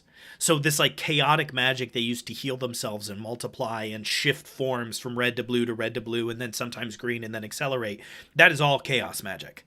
So if you could find something strictly bound to law, it would counteract that and it would basically make it mortal. What is being concealed here, as you were trying to think this through and put it together and you get these things lined up, you know that every hospital has a church somewhere. There's probably a temple somewhere in the hospital that could have something you could use. Or you could find the slod that are infecting other people, lock it in a room with Vigil, and see who lives. I think that would be fun. You guys probably don't, though. Where would I keep a church? We've been to east and west. We were in central. That leaves north and south. There is no south wing. That South leaves of the north. entrance, then I guess. South, Okay, there is no. There's center, east, west, north. There is no south. Ah, okay. Entry door. All right. And north is admin. In that case, I mean, this is a sanitarium, so this could be the area where they might have the chapel. Especially if people can walk freely, they might want to visit it for some comfort. potentially, but likely they wouldn't want the clerics and such being this close, unattended in any way. If I were them, I would have put them in the North Ward. All right, we have a decision to make here. Should we seek out the chapel, or should we find a vent that has been recently disturbed, crawl through it, and find the hive? Maybe the chapel first, since that might give us better gear to then deal with the hive. And especially if we're going to be taking more damage, might be best to be effective in that. Understood. With that, I don't want to walk past them and be like, we found nothing, and then walk away. So I'm going to grab you, and I'm going to teleport us back into the center vestibule. Okay, roll magic again. 10. 10, it just works. You whoomp, whoomp, disappear and reappear. One of the orderlies, and drop something as you suddenly appear in the middle of the room. All is well. And we walk towards north. It's eerily quiet. Oh, the music. The music right now. I was like, this is a weird track. This is a weird one. What the heck? Long opening. I'm going to switch over to the stream starting soon screen for just a second while I fix the music. Very good. So sorry. I don't know why I thought it would replay. Oh, Like automatically. You can plug it in. If you add it in twice, it'll do it. But otherwise... Oh, you know, Paste play, I just need to play. learn this music bot a little better. All right, and we're back. Thank you. That was our incredibly brief, not quite an intermission. We got 20 minutes left until end of stream. The end of our late intermission. You reappear in the center of the room, scare an orderly, and then the room quickly calms down and everybody gets back to business. What do you do? Dr. Vane, do you have a moment, please? Is there a chapel in this building? Yes, there's a temple of the gods. It's just at the outside the entrance to admin. There's like a little, what do you call it? Like a lobby. If you go through the front door, you head into admin. If you head through the left door, you head into the temple, which houses many gods. And then if you head right, I think you go to, I don't know, the boiler room. Okay. Many thanks then. I guess, and is anyone still in the admin area? I have no idea. We haven't made contact with anybody else for fear that one of them could be that creature in disguise. All right. Well, but do you have a radio to the outside world then? No? Okay. I was surprised you all arrived. Yeah, I guess, well, maybe with the shape changer stuff, they probably were thought of us first and sent us here. So, I guess we'll be on our way quickly, and hopefully we can get this sorted before that creature starts making you pass out. Good luck. We need to find our way to clerics quickly. Please, the two of you. You have to hurry. On it. We'll be quick.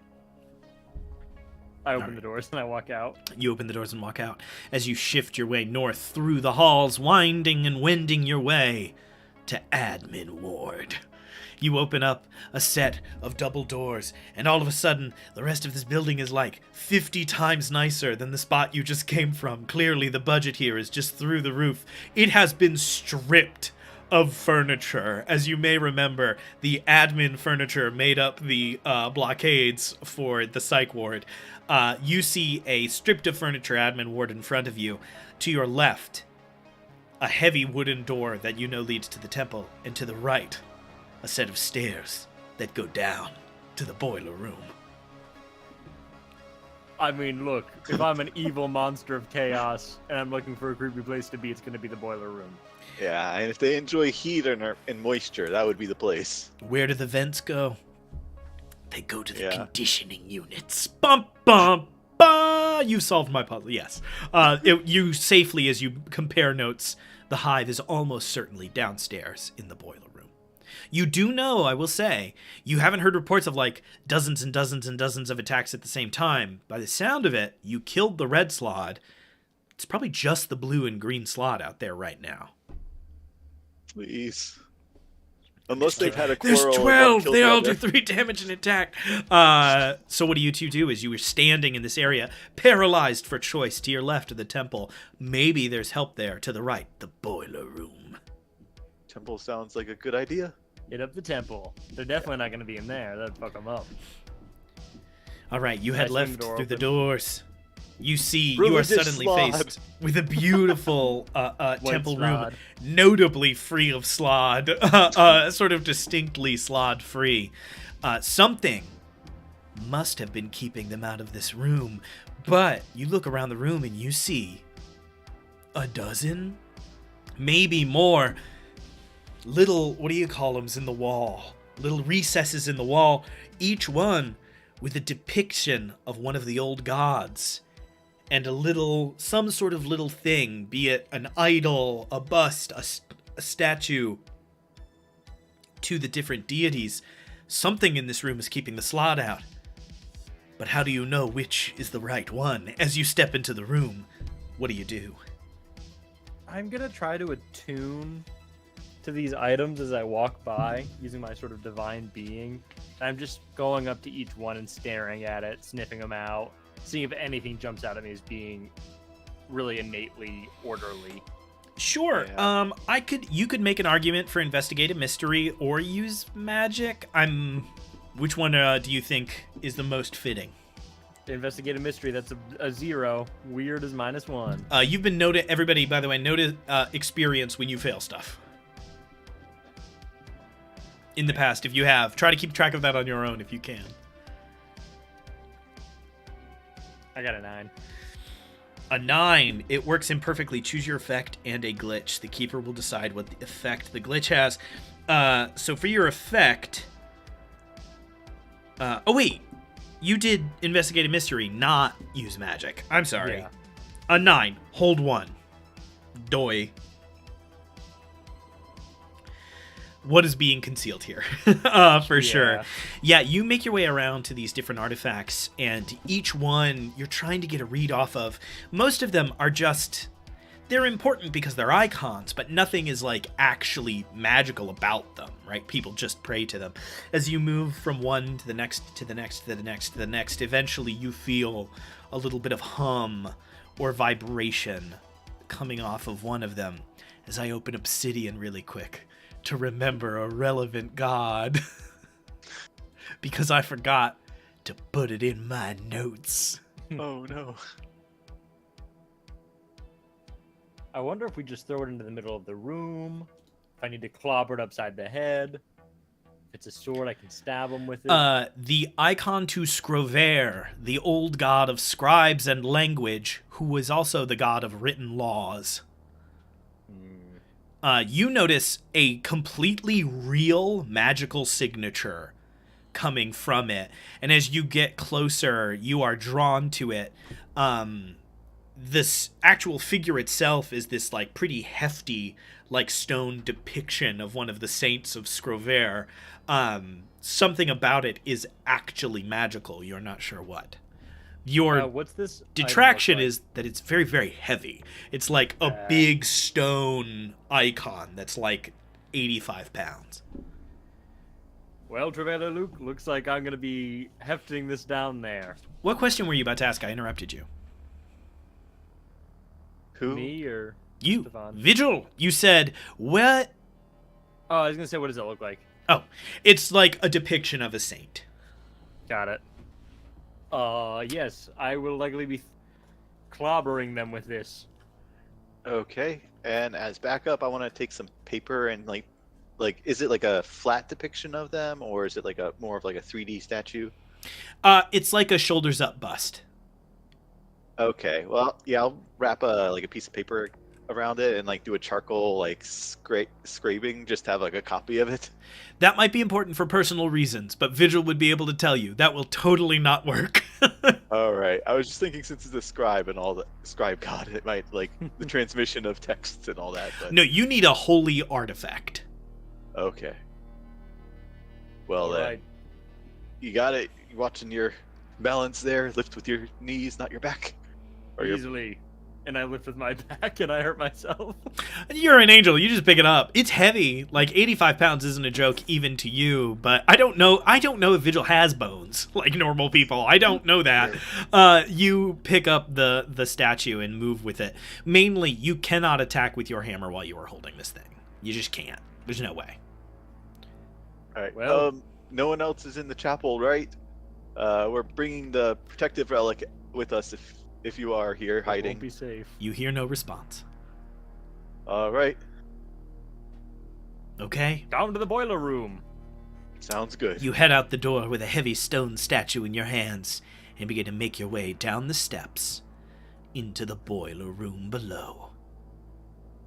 Your steps echo down as you proceed forwards, eventually coming to a large, heavy metal door with a simple handle. You roll up. I'll open it up then. The door squeaks loudly as it shudders open, and you move inside. You see, spreading out before you, the boiler room. It is, in fact, hot and very, very humid. As you look up above you, you see that in countless places, steam pipes have been shattered open to increase the humidity in the room. The boiler seems to be working double time to try to create this perfect swampy atmosphere, and all over this place, put up against the walls and smeared in some kind of thick biological liquid, there are people still alive with deep wounds across their chest. Some of them, these individual claw marks that you know are the kind that the red slod left behind in you. Others, these lighter claw marks with blue. You see only one or two sets that look like they're from the red slod. Assumably, either that thing scratched some people before they managed to lock it up, or there was another red slod somewhere. You don't know the answer. I'm gonna try to use magic to just like extinguish the boiler. Certainly, okay. All right. I'm just gonna hopefully it'll like help drop the temperature of this place significantly now.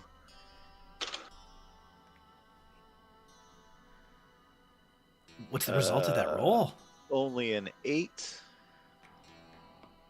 So choose an effect and a glitch.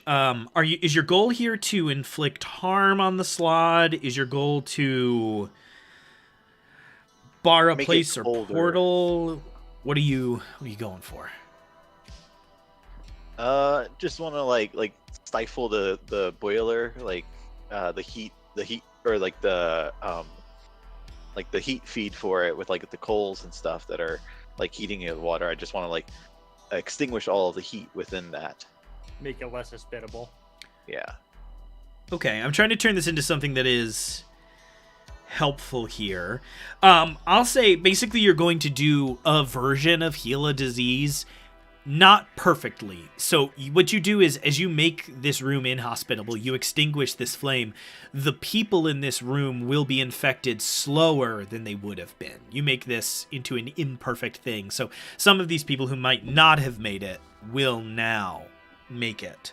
For the glitch, you draw immediate unwelcome attention as standing up in the back of the room, what was hovering over a body, you see another red slod turns up around the corner and starts to like gross frog run towards you both as fast as it can. It and begins to get ready to attack.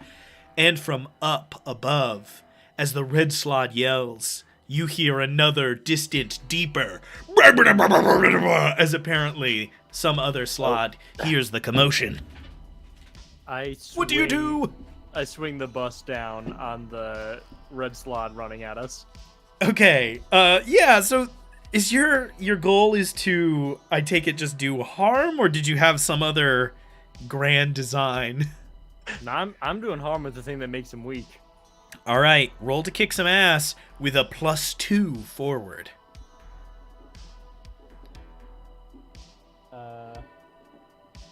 14. 14. On a 10+, choose one extra effect. Gain the advantage, take another +1 forward. Inflict terrible harm, +1 harm. Suffer less harm, -1 harm. Or force them where you want them. Suffer less harm. Okay. I don't want to die. It runs out at you as you just pick up and slam this incredibly heavy statue into its head. As you do, it is slammed down into the ground. You only 3 harm, reduced down to 2, reduced down even more so by your armor. You take a pittance of damage as you deal a horrific 5 harm to this creature. Oof. It slams down into the ground, and its wounds, instead of closing, rip further open as its impossible biology starts to unravel in the presence of this artifact. As you pick up the stone bust, you can see a large section of the rock has broken off of the top, and you see a glint of bone from underneath. There seems to be a real skull in this bust of a saint. I see. The slod, slowly trying to raise up to its feet and claw out at you, looks horribly injured, but you hear another one coming up the stairs from behind you. Luke, how do you react? As Vigil is just like going full American Horror Story on this thing. American Psycho on this thing. I guess kind of like reaching back into the cosmic painting, I'm gonna try and like the drying of that paint that like happened over like whatever cosmic entity. I'm gonna just try and like channel that drying air into the use magic for the one that's approaching us. Sounds like you're trying to bar a place from a creature, right? Trying to basically keep it out until the fight is over. That sounds awesome. That's a perfect play. Go ahead and roll plus weird. I'm going to give you a +1 because you've already made the basement inhospitable. These creatures like heat and humidity. Well, roll 2 nat ones plus the 2 from weird, so that's 5. That's rough. All right. I'm going to ask, do you want to burn a luck? Or do you take the L? Immediate gratification. Burn luck, yeah. Burn the luck. Hey, 1 luck in adventure I don't have a problem with. 3 luck immediately because we're probably not gonna play again. Is when I start to catch. I know. Yeah. It's fun. I'm being funny. Still fun. Yes, you try to throw this up. It doesn't work, and you push, imagining the painting in your mind, and this barrier of impossibly dry desert air fills the space. As it becomes a 12+. I will offer you an added benefit, which is that you cast this spell Oh, no, wait, that's advanced. You are not advanced with use magic yet. I apologize. On a 10 plus, it just works without issue. You create this barrier, but you do have to maintain it. Okay. Finish that one off quickly, Vigil. This thing's stopped for now. Quickly, this blue slod starts to claw its way forward, trying to force its way through this uncomfortable air. Vigil, what do as this slod's like trying to claw up at you? These little tadpoles starting to like ski closer up towards your neck and face. I keep going. I figured. blast the statue down on him again. Roll again to kick some ass. You still have a +2. 14 again. 14. I take it you still would like to suffer less harm. Yep. You put the kibosh on this fool. Rearing up with this thing, you just slam it down pedestal first and smush, scatter the head of this creature as you wipe some gore off of your face and stand up. The bust's bottom has now broken off, and you can see a little bit of spinal column at the base. It would seem that this statue was a reliquary for the saint it depicts. His bones are in there. With the extra time bought for me with this barrier, I take my hammer and I'm gonna try and blast through the rest of the stone to get this like head and spinal column out. Yeah, I'm not gonna make you roll for that. That just makes sense, and it's a good move off of Luke's clever decision to block this creature from entering any further. You don't know where the green slot is, but you slam down on the stone with your hammer, and sure enough, the skull is absolutely undisturbed by the force. Magic items cannot be destroyed in D&D. As the stone is sent shattering across the floor, you are left with, it's kind of gross, but something sort of flail adjacent. You are left with like a head and spinal column that has miraculously stayed attached, right? Whatever is holding it together should have decayed, but it stays together as if magically. Perfect. I take that and I throw it to Luke. Oh, thank you. I will hold it out then, and shall we start? I'll give it a swing at the other guy now.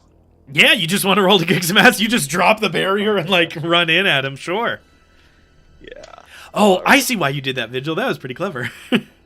Well, now you both have a weapon that can kill slots. Exactly. Yeah. Same dice roll as before, not once again. New dice, my man. New DJ. Yeah. Well, What did that add up to? 2 total. 2? Well, it is plus an additional 2. Oh, plus an additional 2, so 4 then total. A 4 is well under the threshold of 7. Unfortunately, you catch this, drop the portal, and go to swing, and it's just a blur, Vigil, as you just see a streak of blue whoof, slam through the space, knocking Luke all the way back into the boiler. Luke is sent ringing. You do no damage, and you take 3 harm. Ouch. How are you looking? Getting into unstable then. Remember to subtract for armor and abilities that reduce damage. Good. I would say take blank damage, ignore armor, if I wanted you to ignore armor. Okay. That is a special Alright. ability I can give the monster that the slots do not have. Gotcha. So on the threshold, almost into unstable. So at least can still take a couple more hits then. I'm gonna run forward and try and shoulder check the slot away from Luke. Sure, so I think you're definitely rolling to protect someone. Yeah. And remember, you can also roll protect someone in response to someone taking damage. Gotcha. That is 12. On a 12, you protect them and choose an extra. Suffer little harm. All impending danger is focused on you. Harm the enemy. Hold the enemy back. So you will get it off of Luke and do one of those things. I think harm the enemy. I'm gonna knock it into some of those burst steam pipes that they've like ripped apart. When I shoulder check it, it goes into those. Yeah, you slam it sideways. It rips into those and has as it pulls itself off, it has taken 3 harm. Nice. I'm standing there, hammer out, swaying on my feet a little bit. Someone's going to have to react, is all. As it slams in, it pulls itself off and prepares to leap at the two of you. Who's the next to move? Who's the next to act? All right. Hey, I'll catch my breath and try and swing at this thing while you've got it pinned. Okay. And I can replace one of the dice, so hopefully they won't be the exact same roll. Boy. And I still have a +2? Yes, of course. That's the weapon. That's a 7. A 7 we love. You and whatever you're fighting inflict harm on each other. Yes. You manage to run up and swing down and slam this thing into it, doing a nasty 5 points of harm, which does kill it. Okay. With 8 harm in total, but you take 3 harm. As you slam down into it with its dying moment, this blue slod reaches up, and now you can see that unlike the red slod, which just has claws out of its fingers, this has 2 long, like bone spikes out of the top. It grabs and drags those claws down the front of you. Ugh. So subtract whatever you need to subtract. Are you dying or are you unstable? I've got 2 unchecked boxes left. So I'm unstable. Luke, falling backwards, slumps down onto the floor. The 2 infectious slots are dead, but a green slot is out there somewhere. Vigil, with a terrible feeling, turns to look at the people that are like up on the walls that are infected, and he has a real inkling that one of these might be the green slot undercover, and he's gonna go up and check each of them to see if they're actually cut open, if they look infected, or if it's... Read a bad situation. Yeah.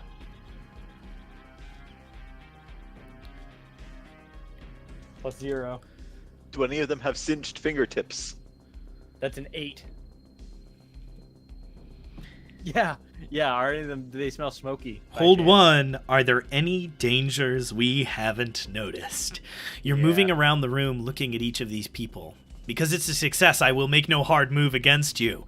And you manage to keep it cool as you move by 1, and the thick smell of sulfur fills your nose, the material component for Fireball. You know it. It does not yet know you. The person leans forward. Please, help us. We need medical attention, please. Of course. I'll be getting the head surgeon now. We'll be back momentarily. Luke, join me. All right. I hobble over with this scratch on me. And then I whip, as soon as Luke gets nearby, I whip around with the hammer and slam it into this dude. Okay, you whip around with the hammer and slam it into the creature. As you do, you see it breaks out in green form. Go ahead and roll to kick some ass. All right. See, when he meant the head surgeon, he's kind of doing the surgery on your head. The head surgeon 10. Something I want to note to Luke specifically. Luke, you don't... with this weapon in your hands, you probably do have to. Just a reminder, you can just use magic to do harm. You don't have to kick ass every time you want to do harm. Good. Okay. One of the magic options, the first one is inflict harm, 1 harm, ignore armor. Okay, good. Yeah, I'll use this as a focus then. Just in the future, keep in mind. Vigil, what's the result? 10. 10. Absolutely. Yeah, you swing out. Do you want to take +1 forward, inflict terrible harm, suffer less harm, force them where you want them? What do you want to do? Suffer less harm, lest I die. Yeah, pretty good stuff. This thing lashes out at you as you swing. You crack it in the chest. It takes 3 points of damage, but you take 3 reduced to 2, reduced even more by your armor as it is walloped down into the ground. It tries to get up on its feet, seeing itself backed into the corner. You both watch it as it slowly backs up, begin again to trace this sigil in the air, and a fireball begins to build up between its hands. Yeah, I'll use magic to try to freeze its fingertips. Sure, go ahead and roll plus weird as you try to dispel what it is attempting to do. Much better. Let's go. 11. 11, yeah, I think it's Oh, banish. +2 as well. So I think it's banish a 50. curse. I think it like throws this fireball, and you just open a portal. The fireball goes into it, and you close it, and then like somewhere above the city, everybody thinks it's a firework. A fireball goes poof in the sky. Yes, as it backs up. Now it looks afraid. Well, goodbye. And I swing my hammer down on it again. All right, roll to hit. It doesn't If I look fuck this up. quite that close to death, but you will hurt it certainly. 12. Goodbye. Take less harm again. Inflict terrible harm. We need to get you that. I have to take less harm, otherwise I would die. We've got to get you that advanced kick some ass. Just stat. Because advanced kick some ass, you can say no harm. Wow. Yes, you take 1 harm and dish out 3. As you slam this thing again into the wall, it coughs up some thick, brackish purple blood, slowly getting up, trying to get to its feet and lunge forward at you one last time. It looks close to death. The hammer might not quite do it, but if you can find some way to bonk it with the mace, you've got a chance. All right. I teleport the fuck out of there. Yeah, I will just like conjure magic to like send the spine, the Saint's reliquary, like to like force push it into like the thing, just like a magic missile almost. Sure. Pointy spine first. That is pretty funny. Yeah. Go ahead and roll to use magic. If you fail, probably gonna be some damage involved, but let's see. Yeah. Vigil, as you're like stumbling backwards, looking forwards, you watch Luke this skull floats between his hands as he sends it forwards. All The right. vertebrae stretch out. Pop, pop, pop, pop, pop. Yeah, and that was a 12, thankfully. A 12. The magic works without issues. Choose your effect. I take it you are going to inflict harm. Absolutely. Yeah. This slod, like goes to yell and run out at you, and you poof, and this skull just shoots through the chest of the slod that takes like one stuttering step, looks down, and you can see through it to the back of the room. It tries to breathe but has no lungs and falls forward. Dead. Shape-shifting and hiding is a spineless act, you know. Pretty Got him. good. What did you Oh, say? and you send him to the head surgeon. Sent him to the head Incredible. surgeons. Pretty good. All right. And with that, congratulations again. Our fabulous travailers have solved my puzzle. Over the course of the next few hours, everybody who has been infected is gathered together, and those who have been infected by the slod are separated out. As you step outside and the lockdown is broken, the few clerics in the city that are available approach and begin to cast Cure Disease. Vigil and Luke, the two of you probably need to dispense a little bit of Use Magic as well, helping alongside, until eventually you are confident that the building is clear. The question that remains, perhaps at the back of your minds, is just one thing. How did that first person get infected?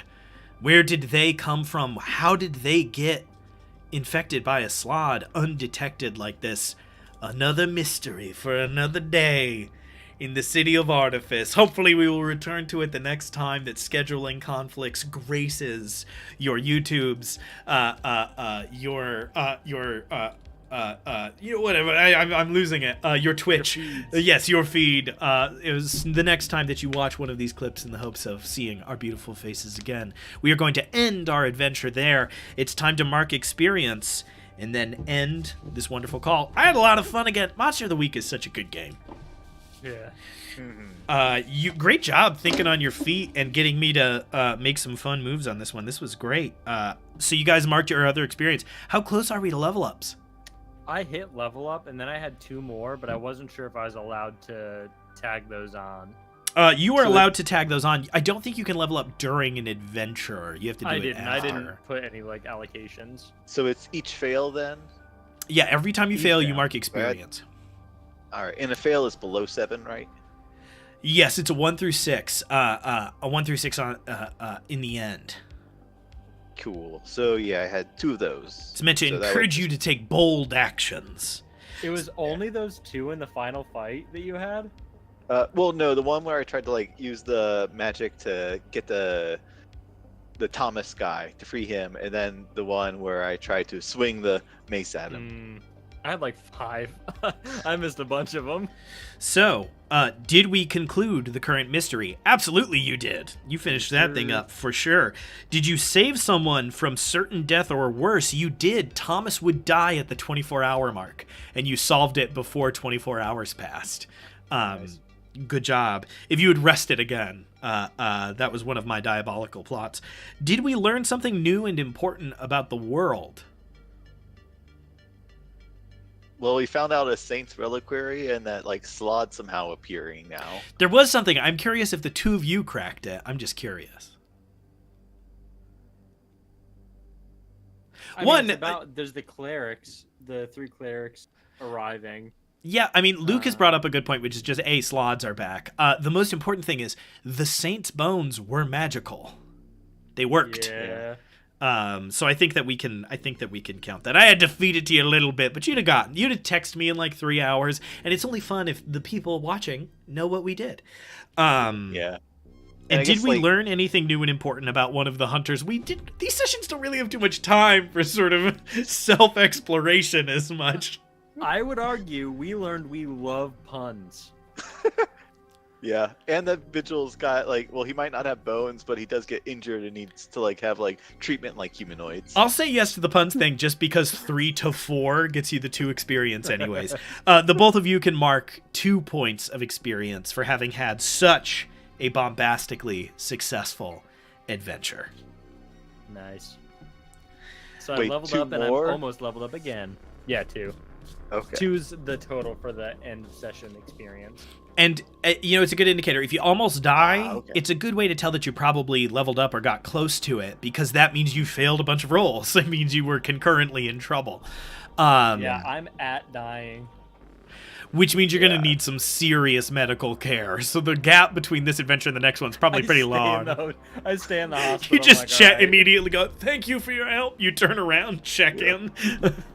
All right. With that, I will bid our fantastic viewers now and in the distant future a fond farewell. I'm sure in the future, scheduling conflicts is the most popular actual play in the world.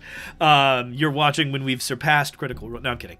If you want to catch more TTRP Guy content, normally on Wednesdays, we are playing The Party Makes Things Worse, Theros Edition, where we go on a grand romp of god-killing nightmares through an ancient Greek-style setting that's been pretty fun so far. A lot of dead PCs, all of them mine, lots of dead villains, and the Changeling keeps coming back, so we're always on the lookout for, like, hey, dude, somebody new in town that's, like, suddenly has, like, great political aspirations. And then on Mondays, we have our world-building stream, DM Writer's Room, where we work on trying to demystify DMing and prep by just doing it in front of people, by improving through creating dungeons and things in just 2 or 3 hours, mainly to A, let you steal our ideas, B, to get your ideas, and C, to show you that it is possible in 2 hours to prep a full dungeon, a magic item, a monster, and have a great time doing it. We are TTRP Guy on TikTok, we are TTRP Guy on YouTube. You should watch all of those videos on repeat and then share them and then watch them 2 more times, because we need money. And that's all I've got. Spencer, is there anything else coming down the pipe? Follow us on TikTok, where we post D&D videos on lore and mechanics and memes. Besides that, that's our major stuff. Spencer works over a hot meme stove every day, trying to forge. He goes down into the meme mines to bring them up for your viewing pleasure. It's frankly disrespectful to not watch them. With that, we'll pick up on Monday. I hope that we see you come back and watch this or see one of our other shows. And I will see you the next time that I get to run scheduling conflicts when one of us misses a stream.